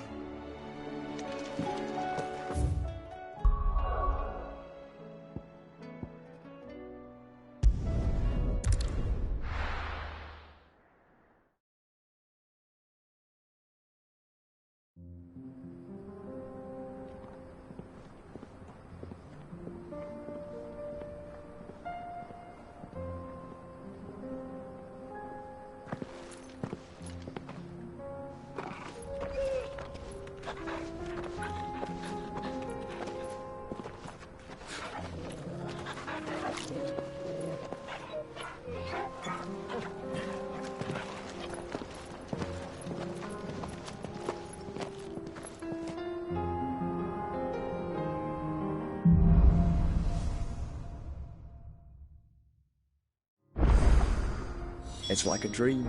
The four of us out walking like we used to. Enjoying this, are you? Gav and the others could be in danger as we speak. You're right. I'm sorry. Yote is a fine scout. If Canville was attacked, she will already have begun gathering information. Tabor isn't far. We should pick up the pace.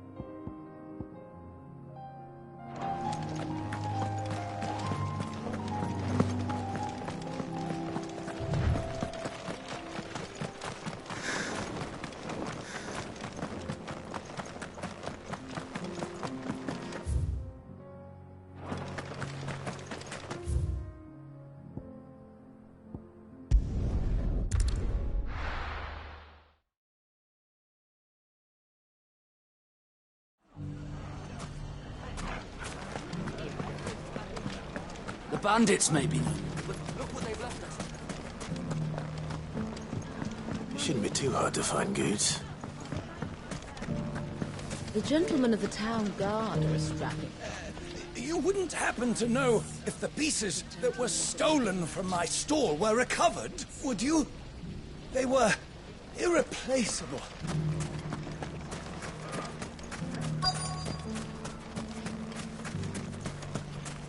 Could be I know something more. What's it worth to you? Clive, listen! I found someone who says he's heard the rumours about Nan. Have you? Go on. Tell him what you told me. All right. It's like I said. A wizened old crone by the name of Karen's been selling steel to whoever'll pay her price, be they knight or knave. Says the more swords and spears she puts in people's hands, the more war they'll wage. And the more war being waged, the more call for swords and spears. And who will they all turn to keep them in steel? Why, the good Reaper herself. And you've seen this Reaper at work? Aye, it just so happens I have. You'll find her right here plying her trade most days. Here in Dalimil? Where exactly? She has a stall here in the market, but if you're not the patient type, you can probably find her at her storehouse on the edge of town. But it'd be a bolder man than me that braved that particular nest of vipers. Feeling bold, traveler? I hope so, for your sake. Now, if that's all, I have places to be. Sorry to have kept you. You don't think Nan's the Reaper, do you? Not unless she's discovered the secret of how to be in two places at once. Eh? What do you mean?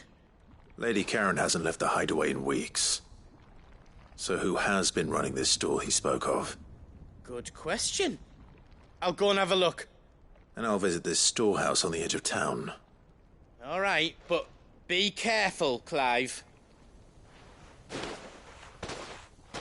You too, Goots.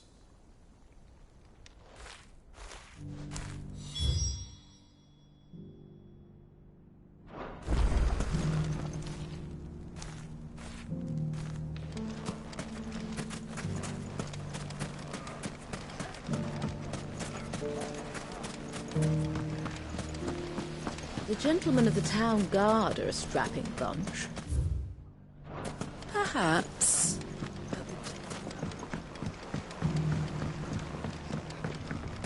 What a mess. Where do we even start trying to clean all this up?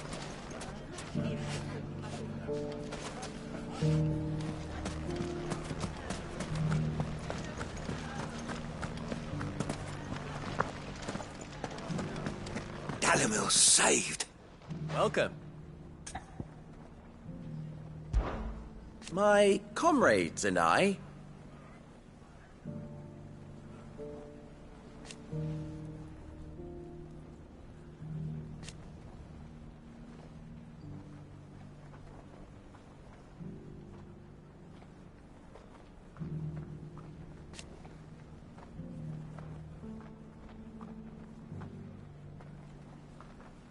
And defend Dalimil we shall.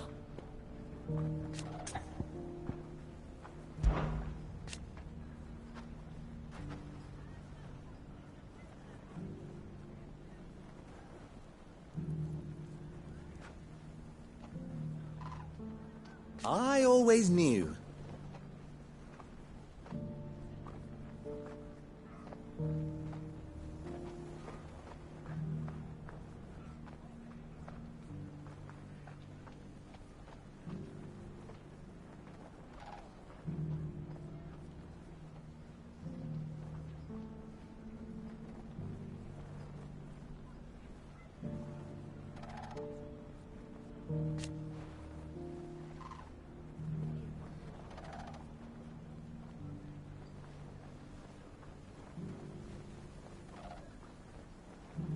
Meanwhile...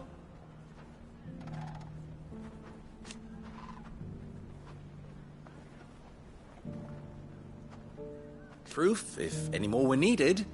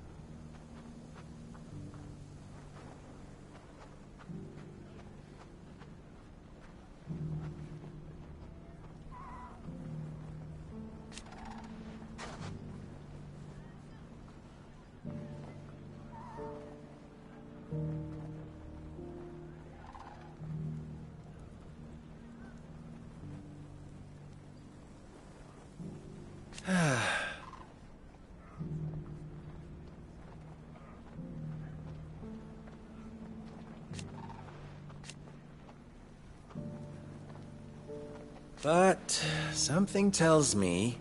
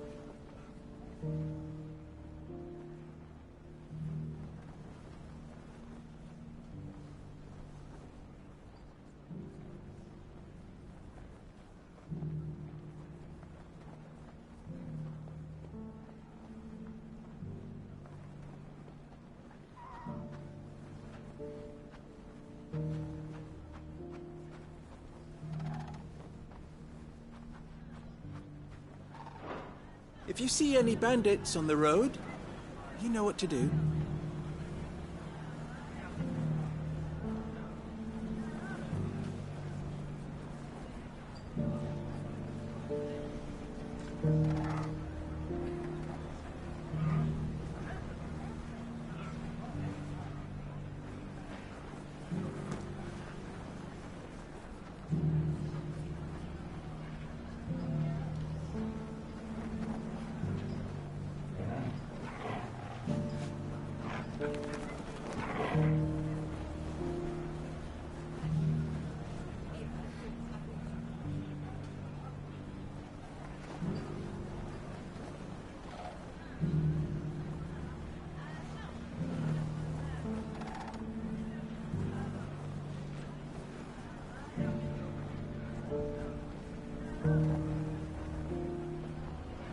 Dalimil saved.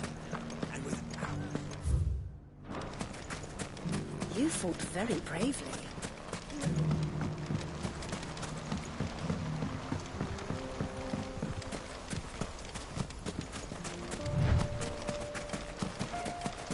Time to brave the Viper's Nest.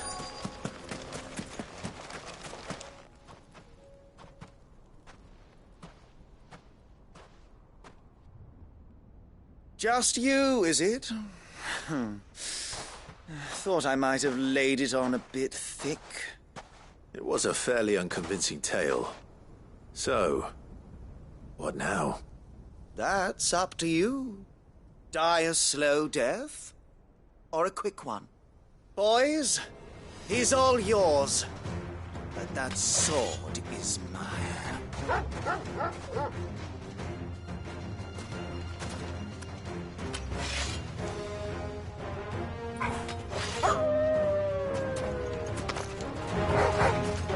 Leave now and we can pretend this didn't happen.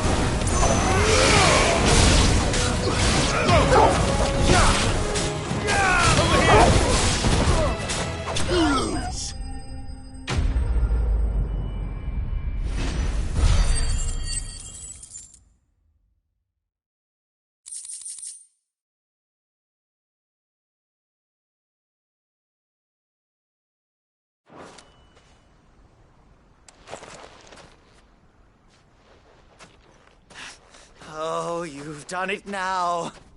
Go on. Tell me what I've done. When the Borgwyn finds out you've killed his men, he'll have your head. He only wanted that bull of a manservant, the dim one always clinging to Karen's skirts. You weren't even supposed to be here. Who the hell are you, anyway? What were you going to do to him? The Borgwyn wanted him to get to Karen. I was only supposed to point the lamp in the right direction once he arrived in Dalamil. But then you turned up. Well, go on then. If you're going to end me, end me. You're not worth the effort. Now be gone, before I change my mind. Fucking coward!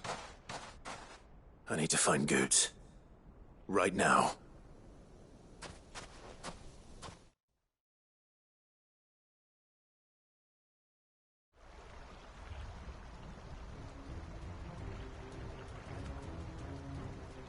Get your filthy paws off me, you naughty-pated lout! Stop calling me names! And stop spreading them horrible lies about Nan! Well, that will be easy enough. For they are not lies. Every last word is true. And she must pay for her crimes in blood. Blood? Goose, are you all right? He's gonna kill Nan! He said she had to pay in blood! After what she did, it is only right. She ruined my life and the lives of countless others. That loathsome harpy's very existence is a crime, and I will not allow it to continue. Goots, was it? I have no quarrel with you. Only with your employer. Run along now. You need not pay for her sins. No. No? I don't care what she did. I won't let you hurt Nan. Promise me you won't hurt her, or I'll kill you myself! Goot, no. Enough, all of you!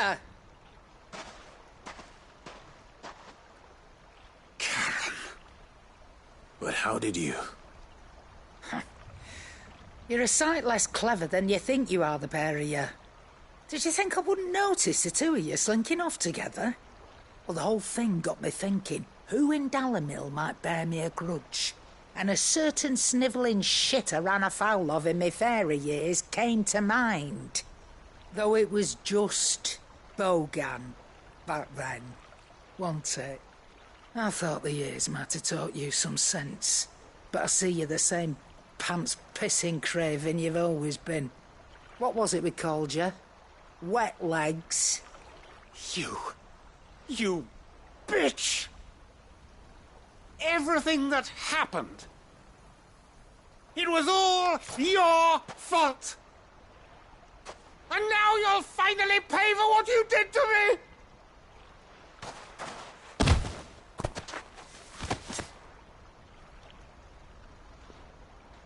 Gooch, you... If you want a piece of Nan, you'll have to go through me. Fuck! You great galoot. Out of the way, I can handle this myself. So, wet legs, you remember what you told me when we last met? An eye for an eye. Wise words, Sam. Wise words. And now, it's time to collect.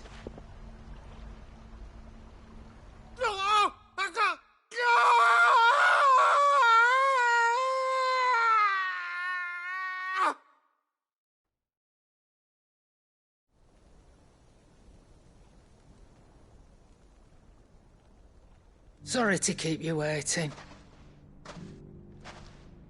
Is he... Dead?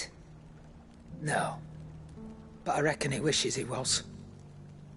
It isn't easy going through life one eye short of a pair. After all, I should know. You don't mean... Oh, don't tell me you didn't notice. Lost it to old Wet Legs back when we were working the same routes. Said I'd stolen from his strongbox. I'd done nothing of the sort, mind. But that didn't stop him taking his little revenge. So I took some of my own. Sorry, lost everything. His coin, his clients. Always knew he'd be back one day to claim his due. But he crossed a line dragging poor Goots into this. He didn't hurt you, did he? No, Nan. Still got all my arms, see? Legs too. But what if he comes back again? What if he does? First we take the other eye, then we work our way down. He'll learn his lesson soon enough. But something tells me the Wet Legs has learned it already. Right. Let's get you back to the hideaway. You've attracted quite enough attention already. Ta-ra, Clive. Remind me never to cross you, Karen.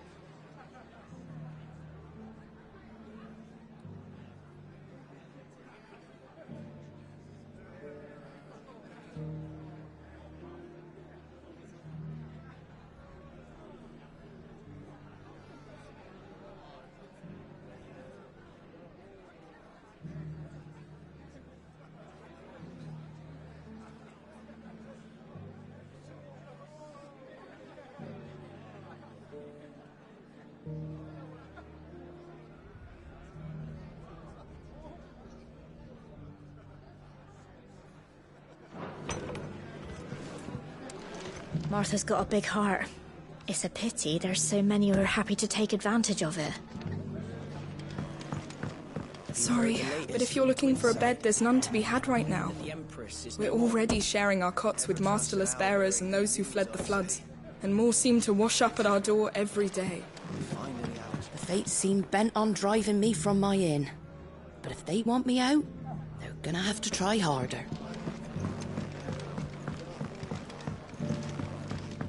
My lord Marquis, is that you? It is you. Then you received my letter. I am Sebastian Rutherford, chief steward of your lord uncle's estate. Of course. We met once before. Yes, my lord. Thank you for coming. And what was so sensitive that you couldn't put it in writing? 1,000 apologies, my lord. I did not mean to offend. I merely... It's all right. Continue.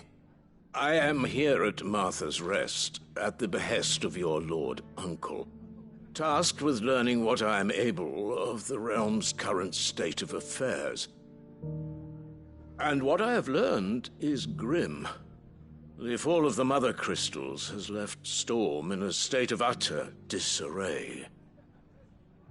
The subsequent darkening of the heavens has only made things worse. Akashic attacks, once unthinkable, are now commonplace.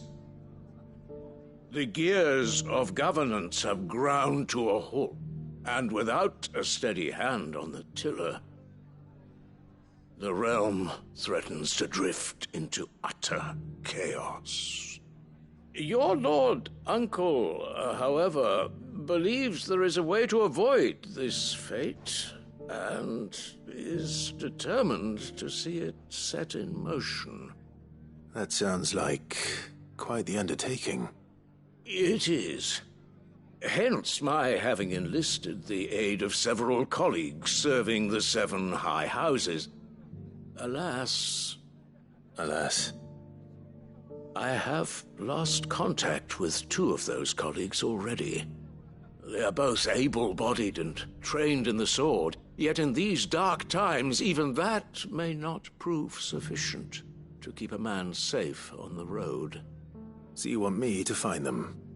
I'll need to know where they went. One I sent to investigate the Republic, the other the old Imperial capital of Oriflamme. That doesn't exactly narrow it down. I suppose I'll start in Dalimil and work my way east. Thank you, my lord. I shall pray for your success and safety.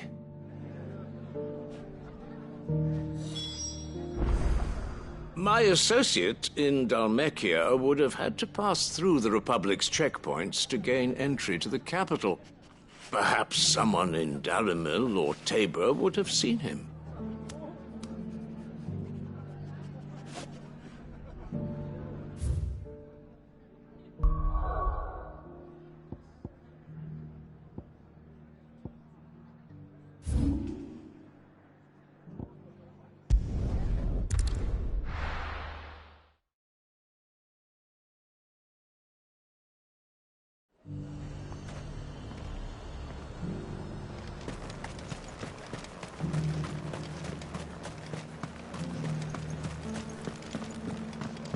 There were ghosts at the gates, not You needn't fret. The creatures are good.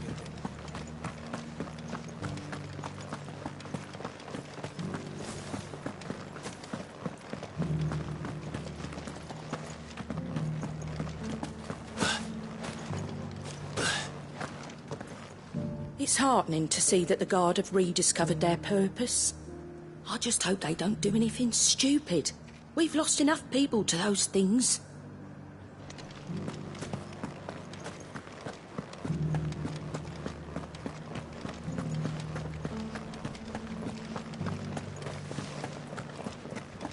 To the meadows, then.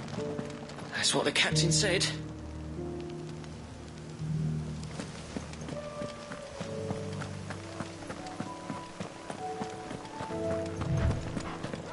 Caution, brother.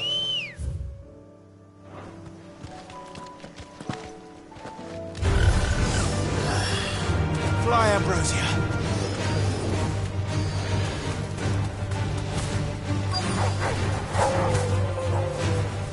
She said I should be able to find what I'm looking for somewhere nearby. Bright blue dragons and bright yellow flowers. Should be easy enough to spot.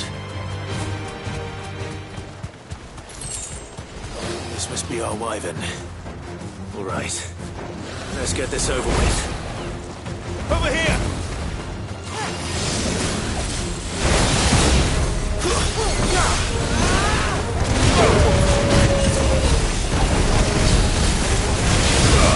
Over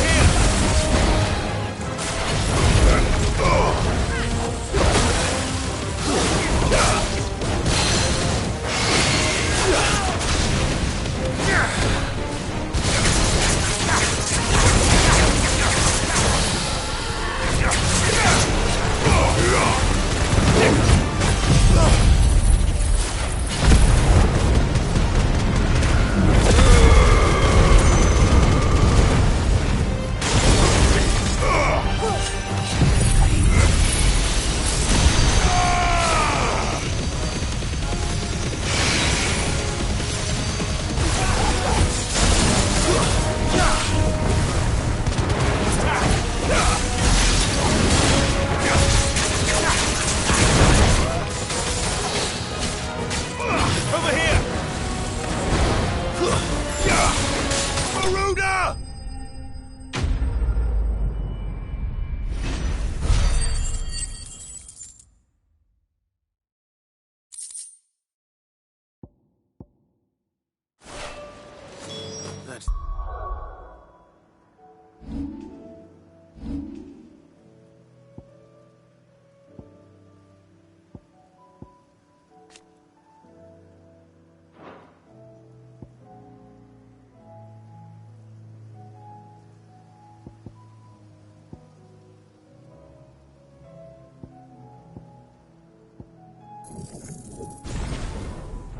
Wyvern's liver.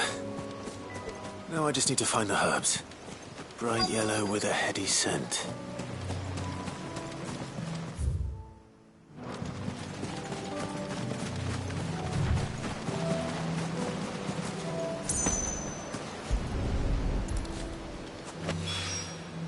I think that's everything Molly needs to resurrect her recipe.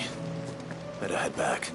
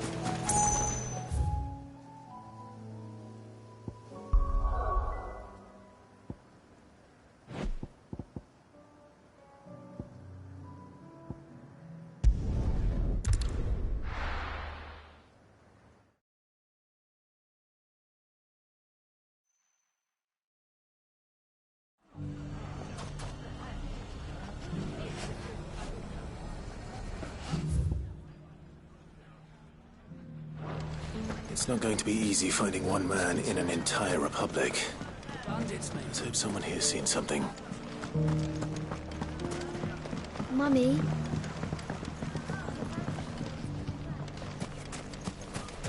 The gentleman of the town guard.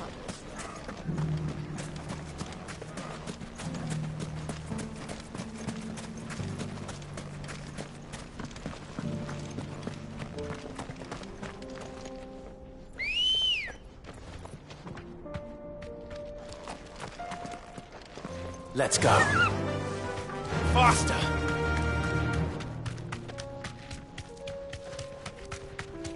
Someone's got himself in trouble.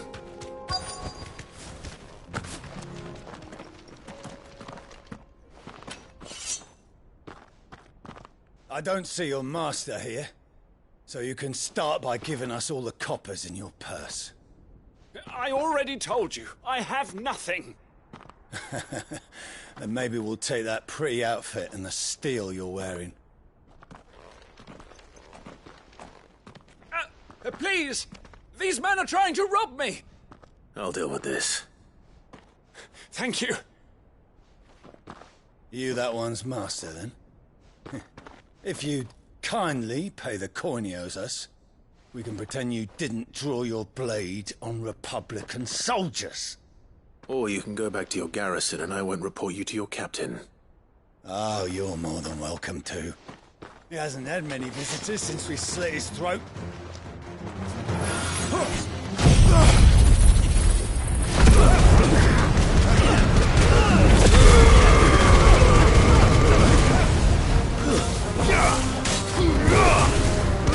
This way.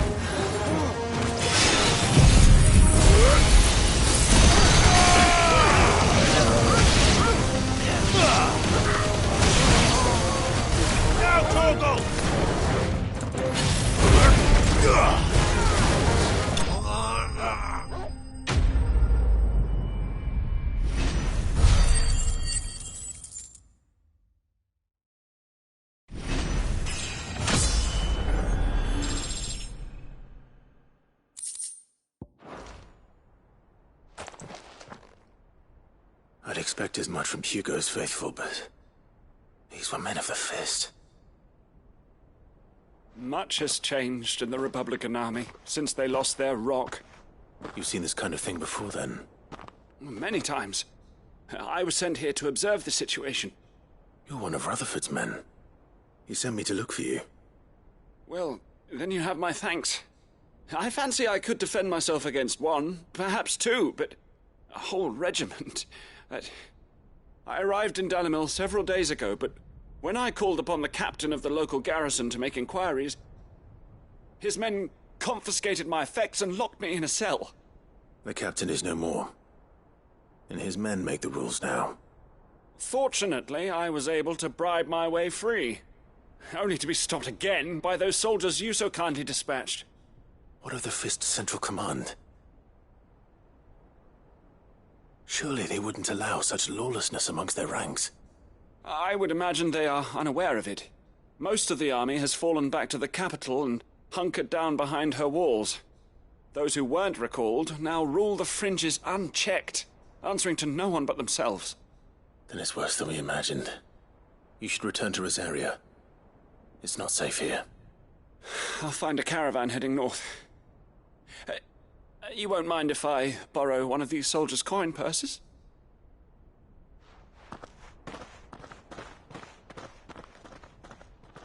Not at all. Now, to find this second associate of Rutherford's. If he was bound for Oriflamme, I'll start at Northreach and see if I can pick up his trail.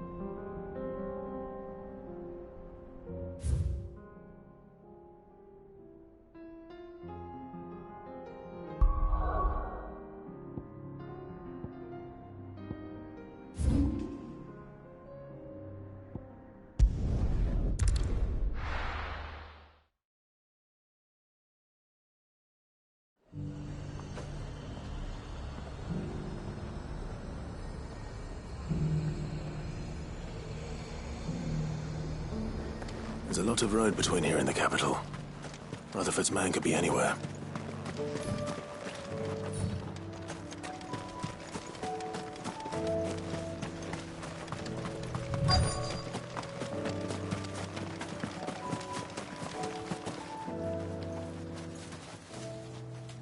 What happened here? If you're with the others, they've already relieved me of my belongings. I'm not. I'm looking for someone who was sent here by a man named Rutherford. And then you found him. I am Alistair Rockford, attendant to the Lady Ariane of House Wellesley. Of the 7 high houses of Rosaria. It's been a long time since last I saw my great-aunt. Is she well? My Lord Marquis? Yes. Yes, she is. The Lady Dowager has granted me leave to assist your Uncle Stuart. I was on my way back from the old capital when I saw some villagers being robbed on the road here. Bandits? They looked more like field hands, but it didn't matter in the end. I did what I could to help the victims, but all it earned me was a pommel to the temple. Which way did they go? South, toward the gate. All right. I'll take care of them. Founder knows I've met enough of their kind.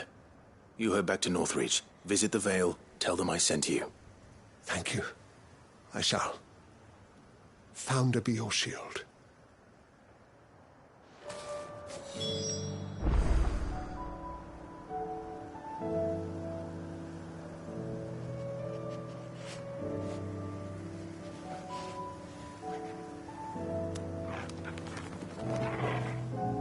It was only a short while ago that I was assaulted.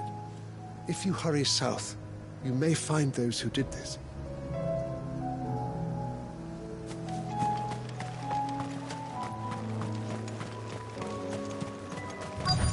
They just couldn't resist, could they?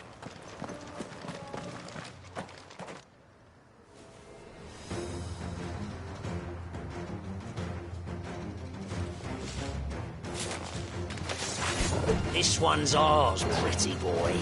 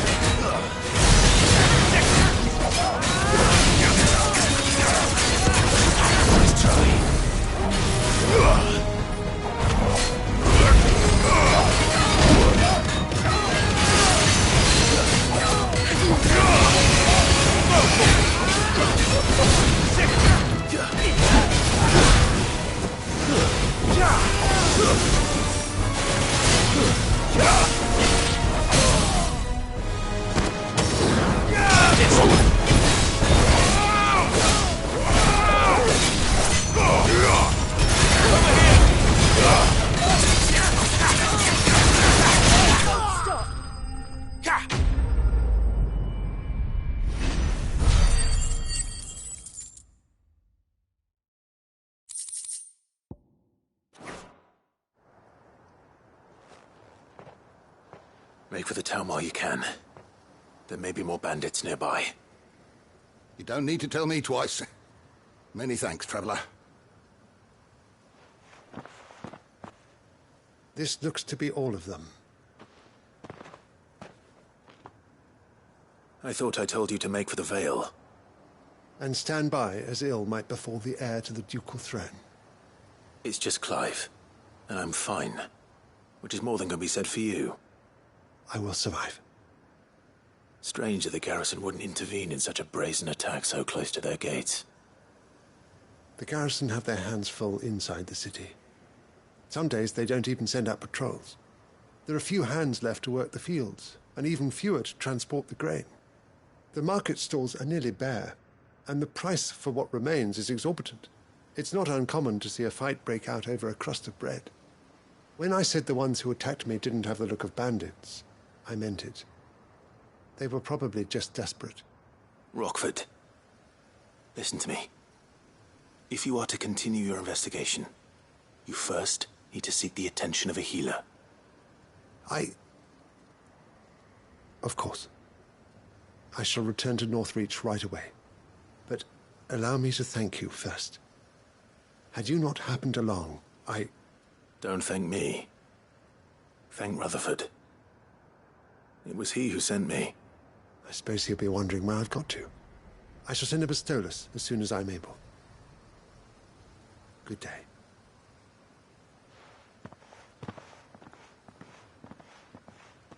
My uncle certainly has his work cut out for him. If it isn't already too late. I should go and tell Rutherford that his colleagues are still in one piece.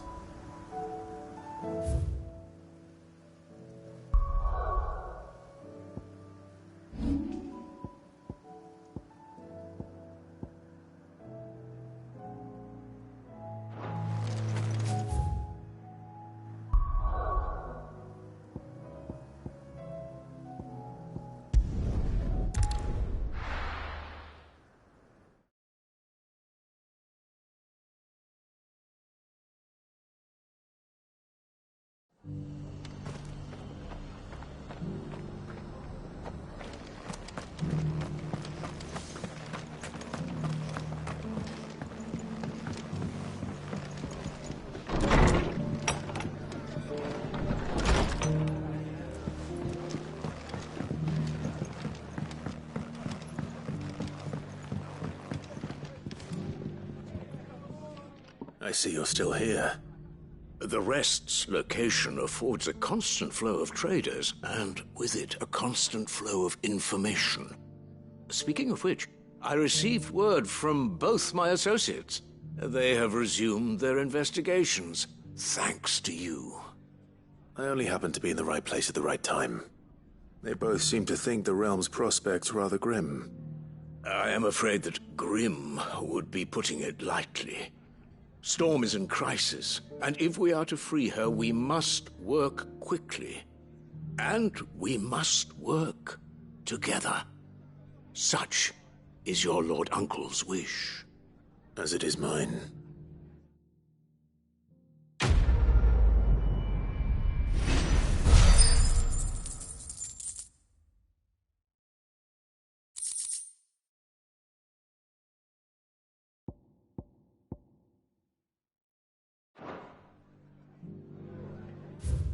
I will see that your Lord Uncle is made aware of the situation in both Dalmekia and Sanbrek. And inform him of your timely assistance, of course.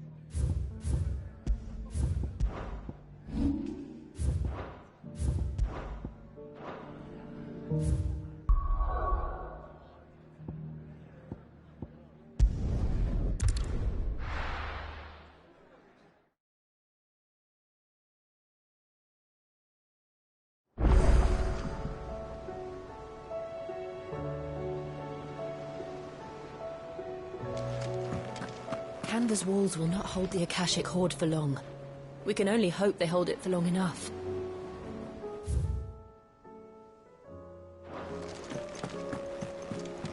Mindless though they are, an Akashic horde large enough to besiege the free cities is not to be trifled with. We must proceed with caution.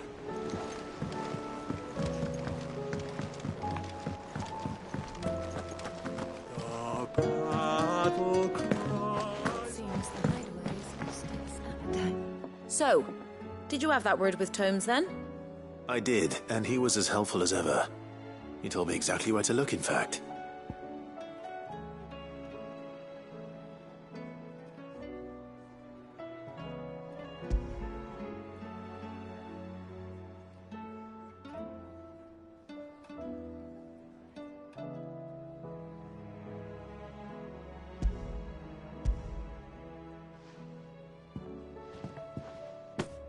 And what precisely will I be cooking up? Or is it better not to know? Blueback wyvern liver. And, a herb known as Saint's Bonnet. Ah, wyvern livers, was it? Well, at least it weren't actual worms, I suppose. Now then, you stay right where you are. I've got some cooking to do. Let's hope these grand old chefs of yore knew what they were on about.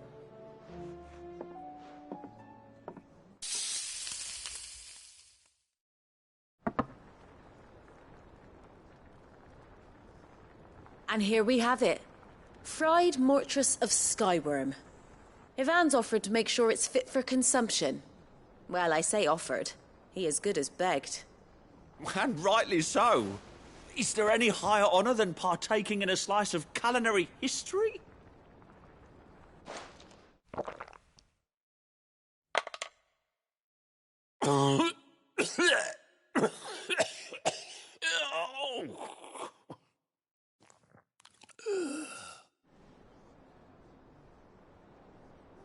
So, not fit for consumption then? What witchery is this? The crackle of the crust gives way to an almost violent richness. Yet, it is the piquant kiss of the saint's bonnet that tames this savage dish. It is a tour de force, a force of nature even, a maelstrom of flavour and sensation, a graceful beast emerging from centuries of slumber. I think he likes it. Well, I can't quite tell with all that nonsense he's talking. But I reckon you might be right. It was decent then, I take it. Decent? It's remarkable. And I defy any man to say a word to the contrary. Sid, might I suggest that you command a party of your finest men and women to procure a dozen blueback wyverns forthwith? I'll give it some thought.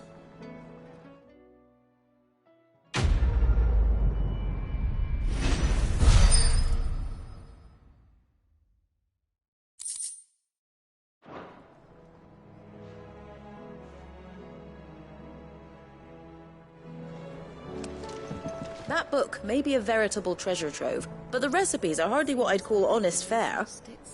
Oh, who needs honesty when they can have majesty? Our companions deserve only the very best. Ivan's newest dish is...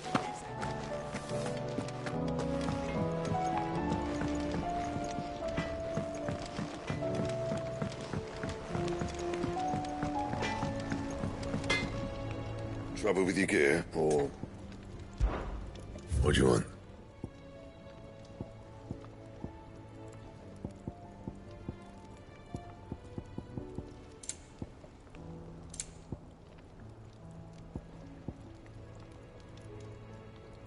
And?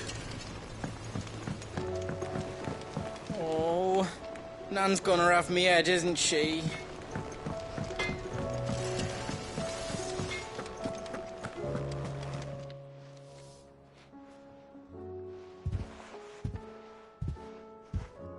Nothing like a dish of cold vengeance to foul the gut. I'm sorry, Nan. I didn't mean to make things worse. I just thought I had to protect you. Like you've protected me. Aye, well, someone had to. Your parents certainly didn't give a whit for your well-being. Reckon the both of us would be worse off if I'd not taken you on. You've always been me right eye, Goots. And I'd have you stay that way. So don't you dare go looking for trouble again. Well, I will. If you ever need help, I'll do it again and again, and you can't stop me. Why, you big lump. Fine. Play the hero if it makes you happy. Thanks, Nan. I won't let you down. There's nothing he wouldn't do for you. That's as maybe. But if he's ever to make his own way in life, he'll need to start looking out for himself as well. Till then, he'll need people to watch his back, just like you did in Dalamil. Don't think I didn't appreciate that. Of course. His family. Stop it. You make me one good eye, mister. I don't go thinking that'll do you any favours.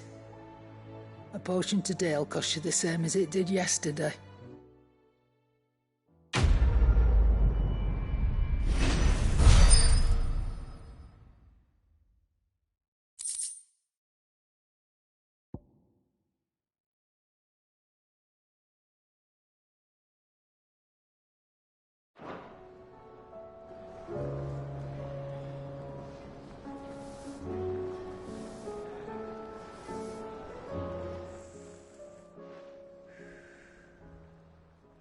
Let me tell you a story, Clive. All right. Them rumours Wetlegs were spreading. Might be they weren't just tales plucked out of thin air. You see, there were a time when I weren't too particular about who I sold steel to, so long as they paid me the right price. Some women lust after blood, others after flesh, but me, I were always one for gold.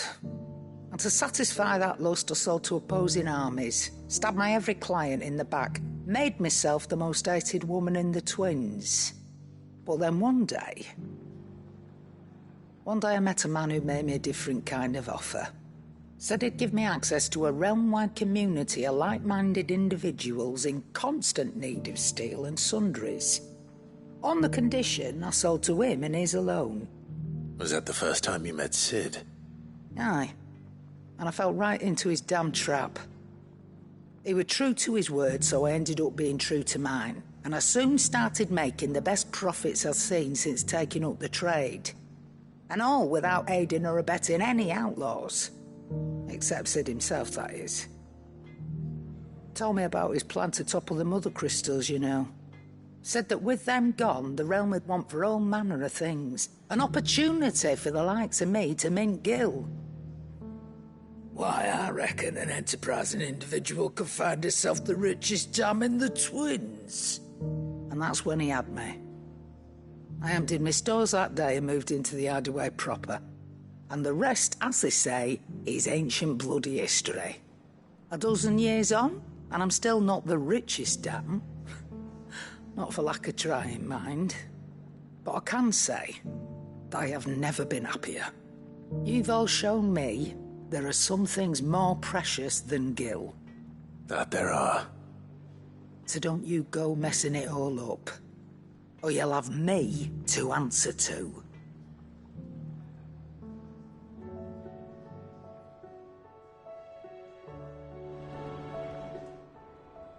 Still alive, are you? Coin purse weighing you down?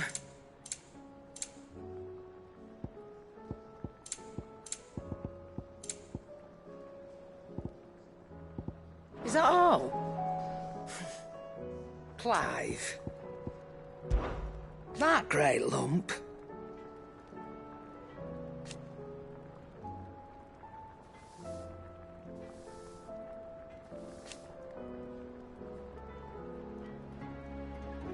No.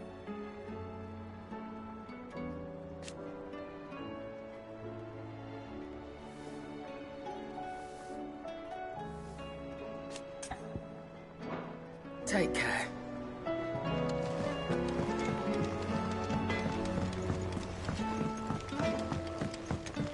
This means Nana let me go out on my own more.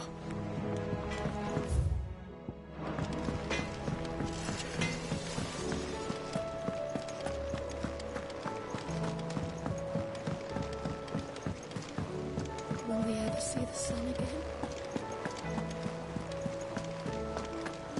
Did you see that? Tell me you saw that. Do you like being struck by thunderbolts from on high? Then don't let any... Oh, I wasn't expecting you back, so...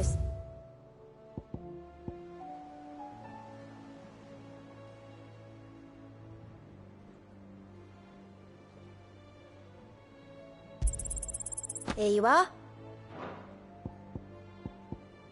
Come again. I may have more for you. How are you doing? Anything catch your eye?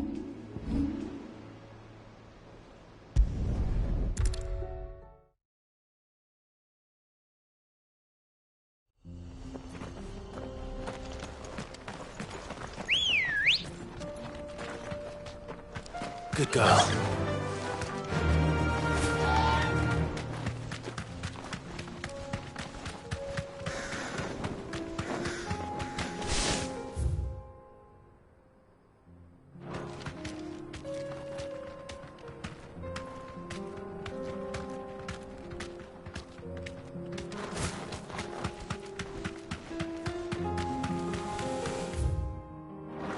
We can use ruins to cross the ravine. Assuming they will allow it, the Echoes have a will of their own.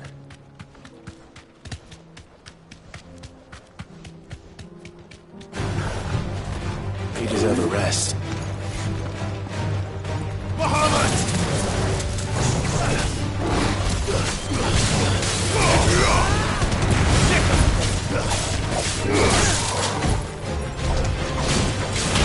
This one.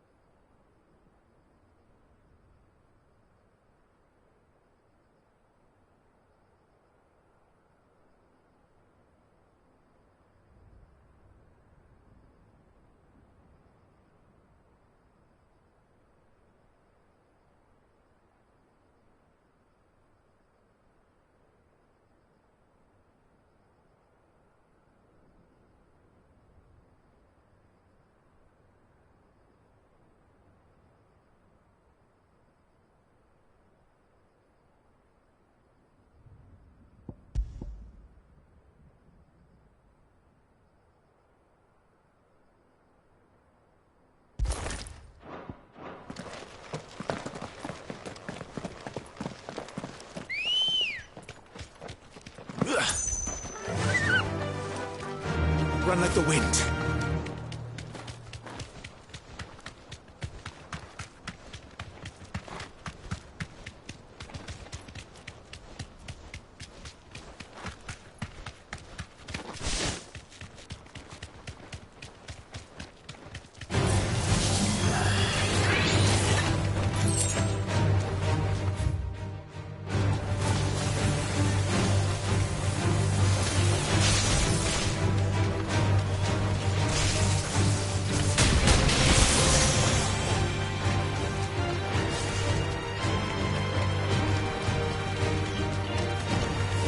Safe.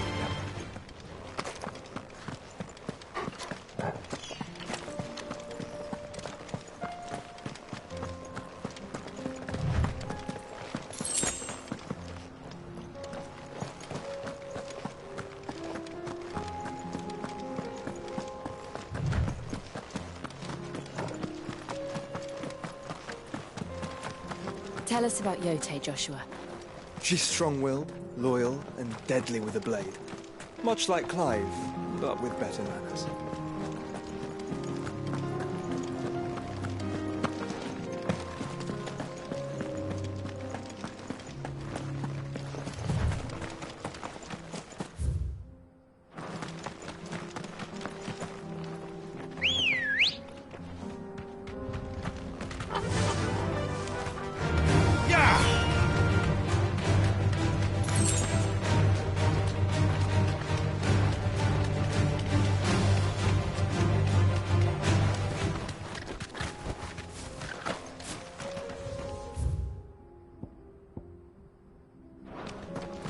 I do. Where are you off to now, then? Bound for the Free Cities, perhaps? Oh, no need to say if you'd rather not. We all have our reasons. Ain't exactly feeling like sharing with strangers myself at the mo. Truth be told, I could do with a bit of inspiration. Don't know which way to turn no more. Was doing a roaring trade back in Oriflamme. Right up until the poor Drake lost her noggin. So, thought I'd try me luck in the desert. Then the Fang went the same way. And don't get me started on the mess in the bloomin' Dominion. Suppose I could try Canver next. But knowing my luck, the old place be crawling with the works before I'd even set out me stall. But as I always say, where there's crisis, there's opportunity. The opportunity to mint Gil, that is. So, where to next? Is there any money to be made in Ash? Do orcs even carry Gil?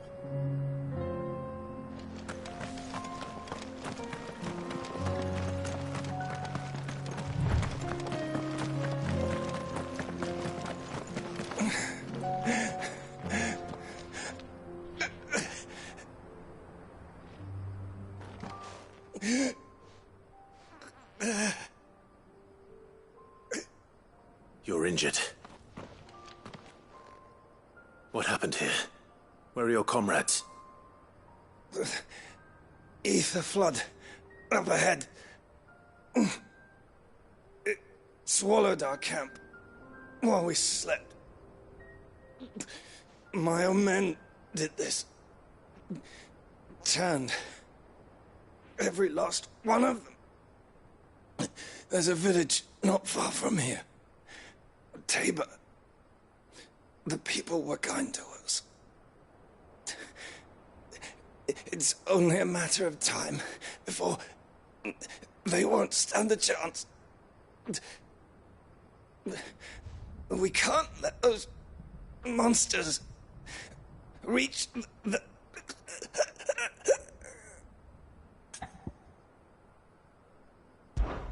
I'll go. You catch your breath. Thank you. Our encampment is up ahead. Just off the track. They must not reach Tabor. Forgive me, Lord Kuka. Rest well, soldier.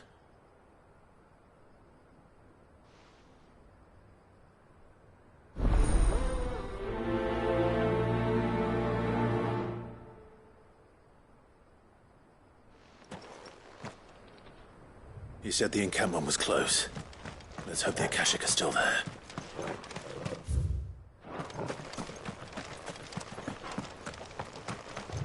Another ether flood. They're everywhere now.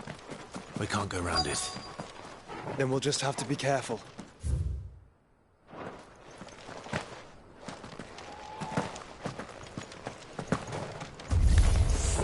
Good.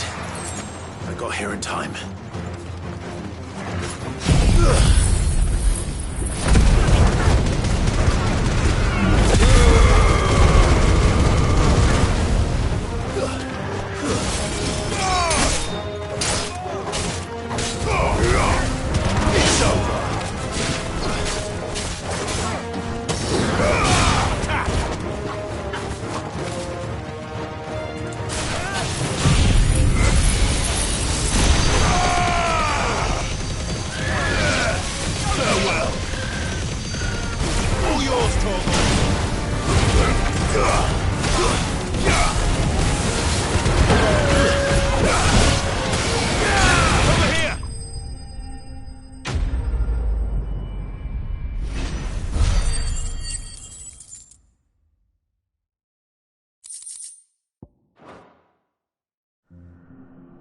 Is someone there? Please, I can't move my leg. That doesn't sound like an Akashic.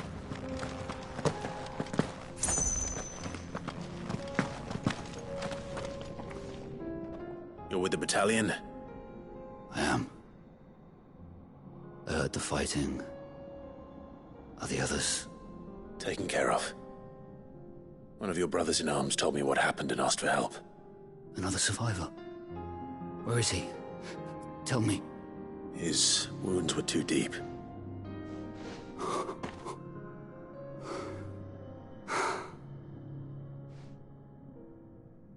He was right to send you.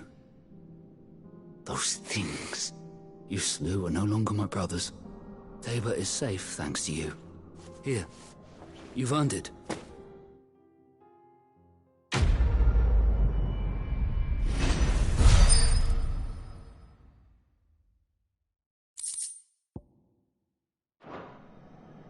You seem familiar. Have we met? You must have me confused with someone else. Wait. That scar. Son of a whore. You're Sid. I was there, in Cosnes, when you killed my brothers. I was there in Rosalith, when you killed my commander. My war with Hugo Kupka is over. I bear no ill will toward those who followed him. And what of my ill will? Coward! Draw your steel. Lord Kupka shall be avenged!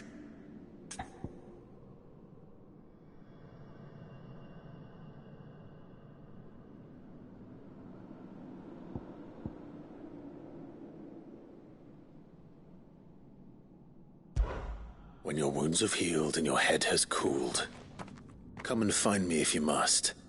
Though I hazard your life would be better spent in service of those who need it. Or have you forgotten your oath to the Republic? My oath? What would you know of oaths? I know how hard they are to keep. Which is why I'm giving you the chance to keep yours. No. I won't be deceived. Lord Kupka told us of your crimes. You are an outlaw. A murderer, not some man. Like you or anyone else. I am nothing like you. But if you're not gonna kill me, then go. Leave! Just know that I will find you, Sid. Someday.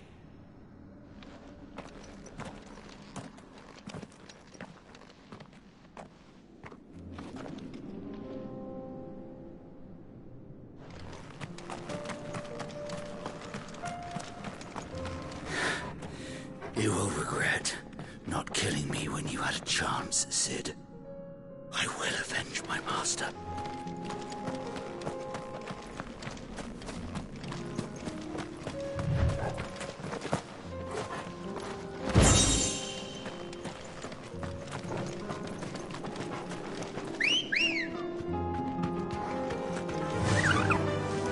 Goodbye, Ambrosia.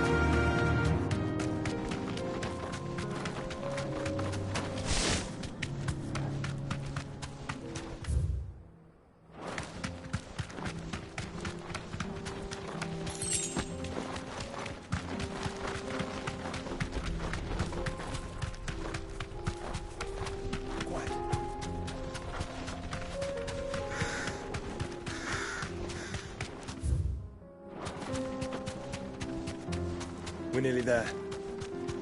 Have you been to Tabor before? There are a few places I haven't.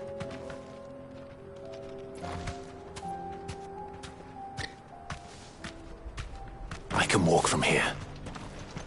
Welcome, travelers. We don't get many visitors here in Tabor.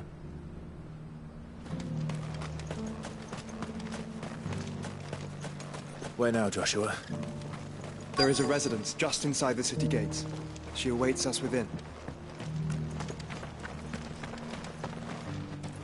Here, take a look at my wares.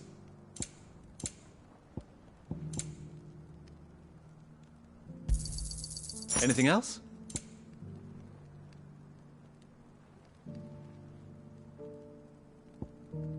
Take care. What brings you to our humble village, young man? If it's our artisans you're here to see, then please. But do try not to interrupt their work. Yes, the finish is exquisite. These will make us rich. Rich, I tell you. Forgive me, traveller, but no matter how deep your pockets might be, we only sell to trusted patrons. I do hope you've not had a wasted journey.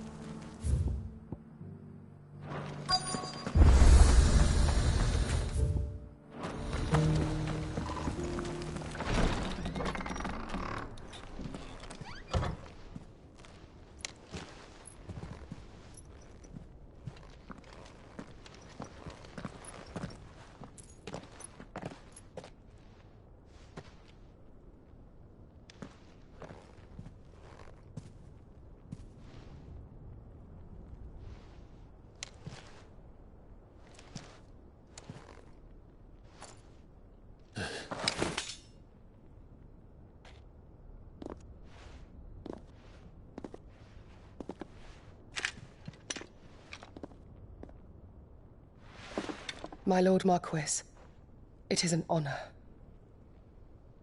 I am Yote, Knight of the Undying, charged with the protection of His Grace Joshua Rosfield, Keeper of the Flame of the Phoenix. Of course. It all makes sense now. Would you care to elaborate?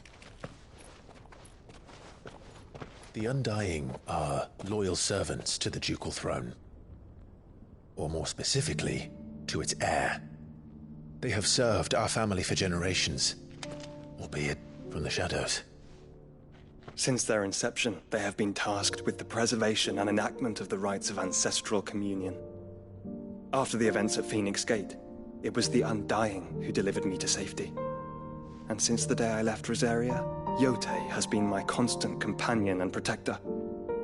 Without her sword, I would not have survived my journey across the realm. Rise, Lady Yote.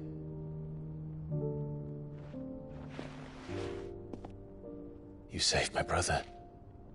I owe you a debt I can never repay. I but did my duty. Come now. Tell us what you've discovered. Your Grace. It is as you feared. The vessel we spied off the coast of the Crystalline Dominion on the night of her fall. It was the Einherjar. Beyond any doubt. The Black Galleon. Joshua, the Einherjar is the Royalists' flagship. What business would they have in the Dominion? Upon learning of Waloed's involvement in recent events at Drake's Fang, I sensed the malign influence of Ultima, and bid Yote and the Undying look into the matter. We have reason to believe that the Black Galleon weighed anchor shortly after the fighting began, and set a course due south. For Canva. Then it is Waluda knights who besiege the cities. What is left of them? Yes. And the Black Galleon sails at but one man's behest. Barnabas Tharm.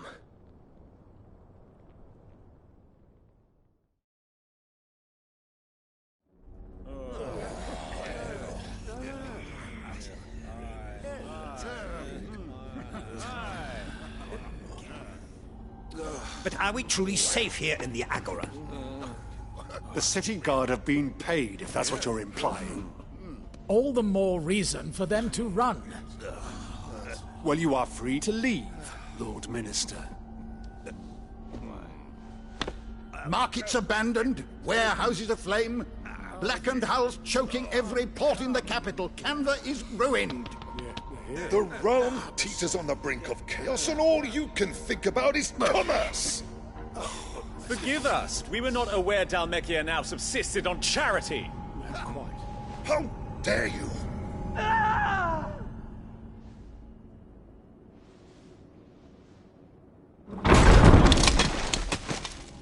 Distinguished members of the Council, you must forgive His Majesty this intrusion.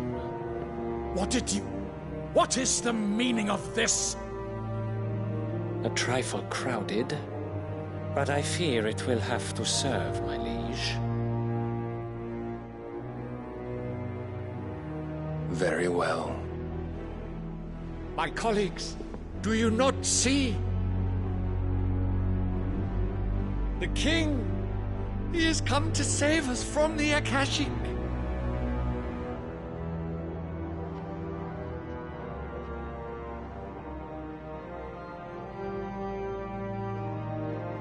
He is a gift from the heavens, divine intervention, our very salvation. And of course, if it is compensation he requires, we would be most willing to negotiate a fair price for services rendered. Fools! Your ignorance unbecomes you. Your Majesty, correct me if I'm wrong, but I would swear that the fiends washing the cobbles of Canva with the blood of her citizens wear the colors of Walud. Ha! So you do not deny it. Guards, fetter them, and see our guests to the dungeons!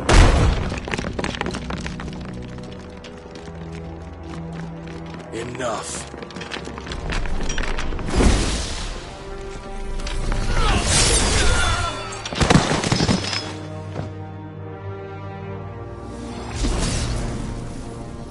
Pathetic creatures.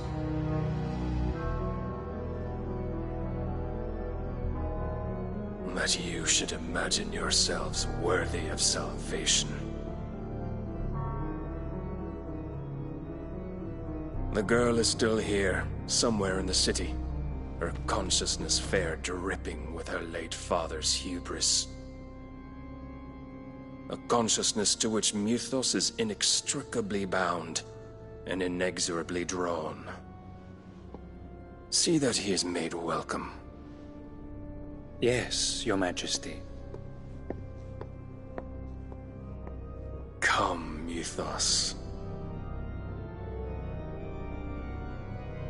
Surely the prince's light cannot have sated you.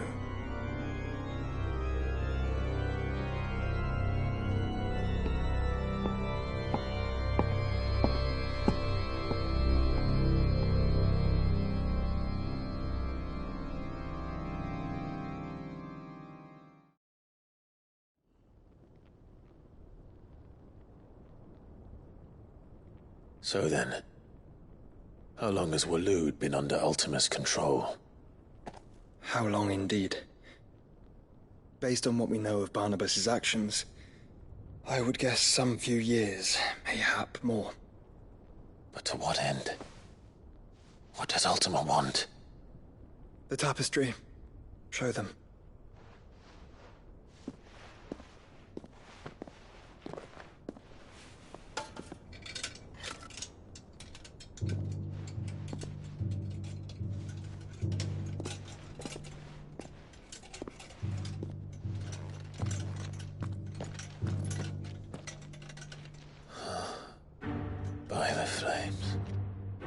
Phoenix Gate, Drake's Breath, and now here. But what is it? It is old, ancient, even. Naught remains of the faith it represents, save what can be gleaned from the image itself.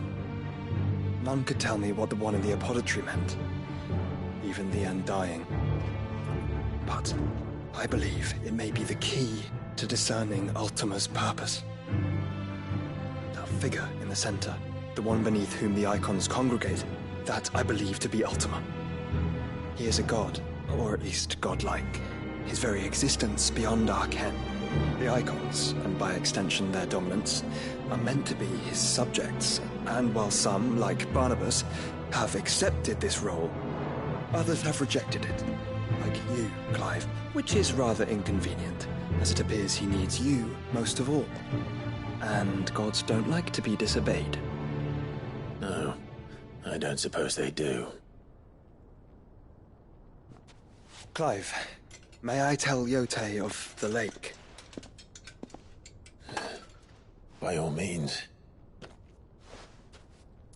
Yote, I will be accompanying my brother to the Free Cities.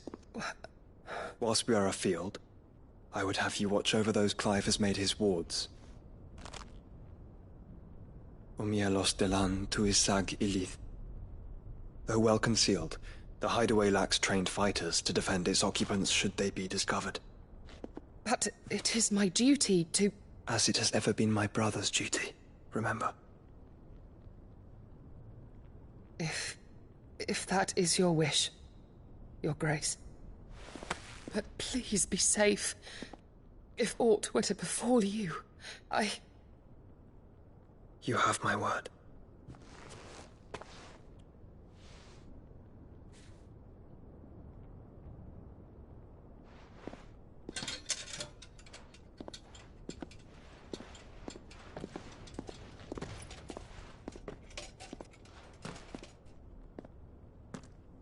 Farewell, my lord, my lady. We are in your debt, Yote.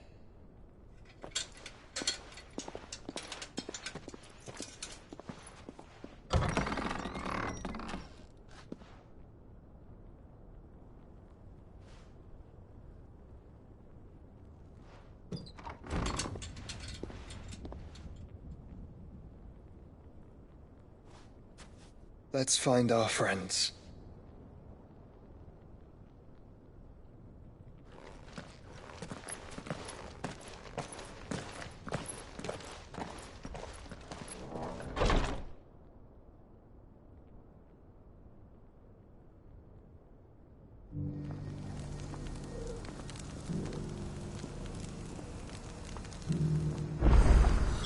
It's plain she cares for you very deeply.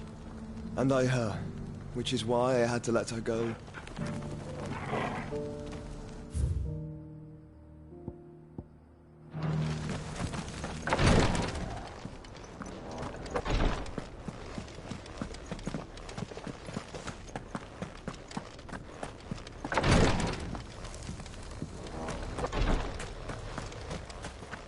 Opportunity beckons. Who among you is bold enough to heed her call?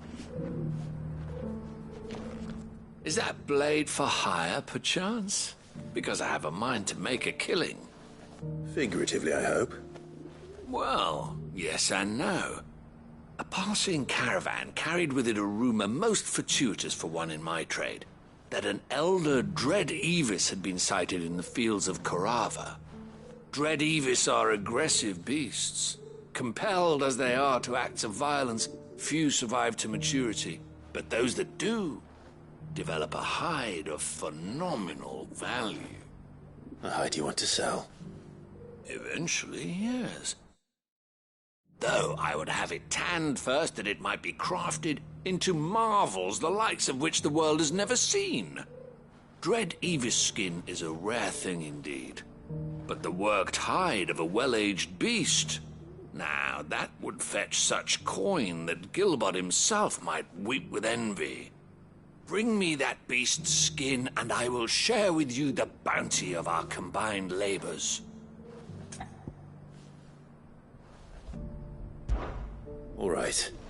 I'll hunt your Evis. Of course you will. When one lives in such troubled times, it is a fool who lets opportunity slip his grasp. Leave Tabor through the east gate, but take the path that branches west. Once you reach the checkpoint at Tovani, you are a mere stone's throw from the fields of Carava. I eagerly await your safe, and above all, triumphant return.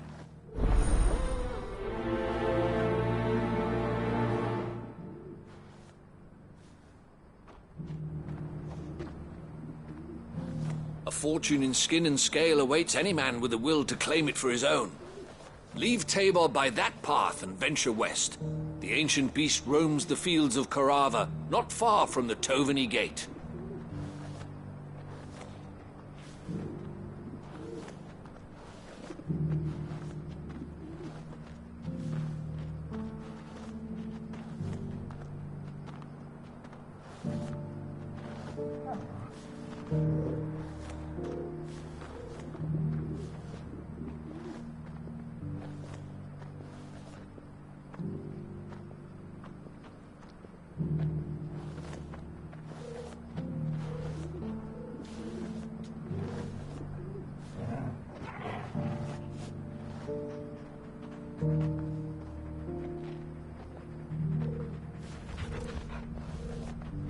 A fortune in skin and scale awaits any man with a will to claim it for his own.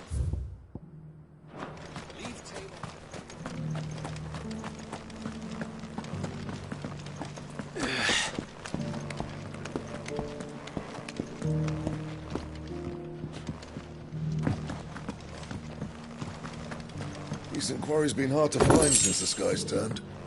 It has indeed. Can't blame the beasts for being on edge.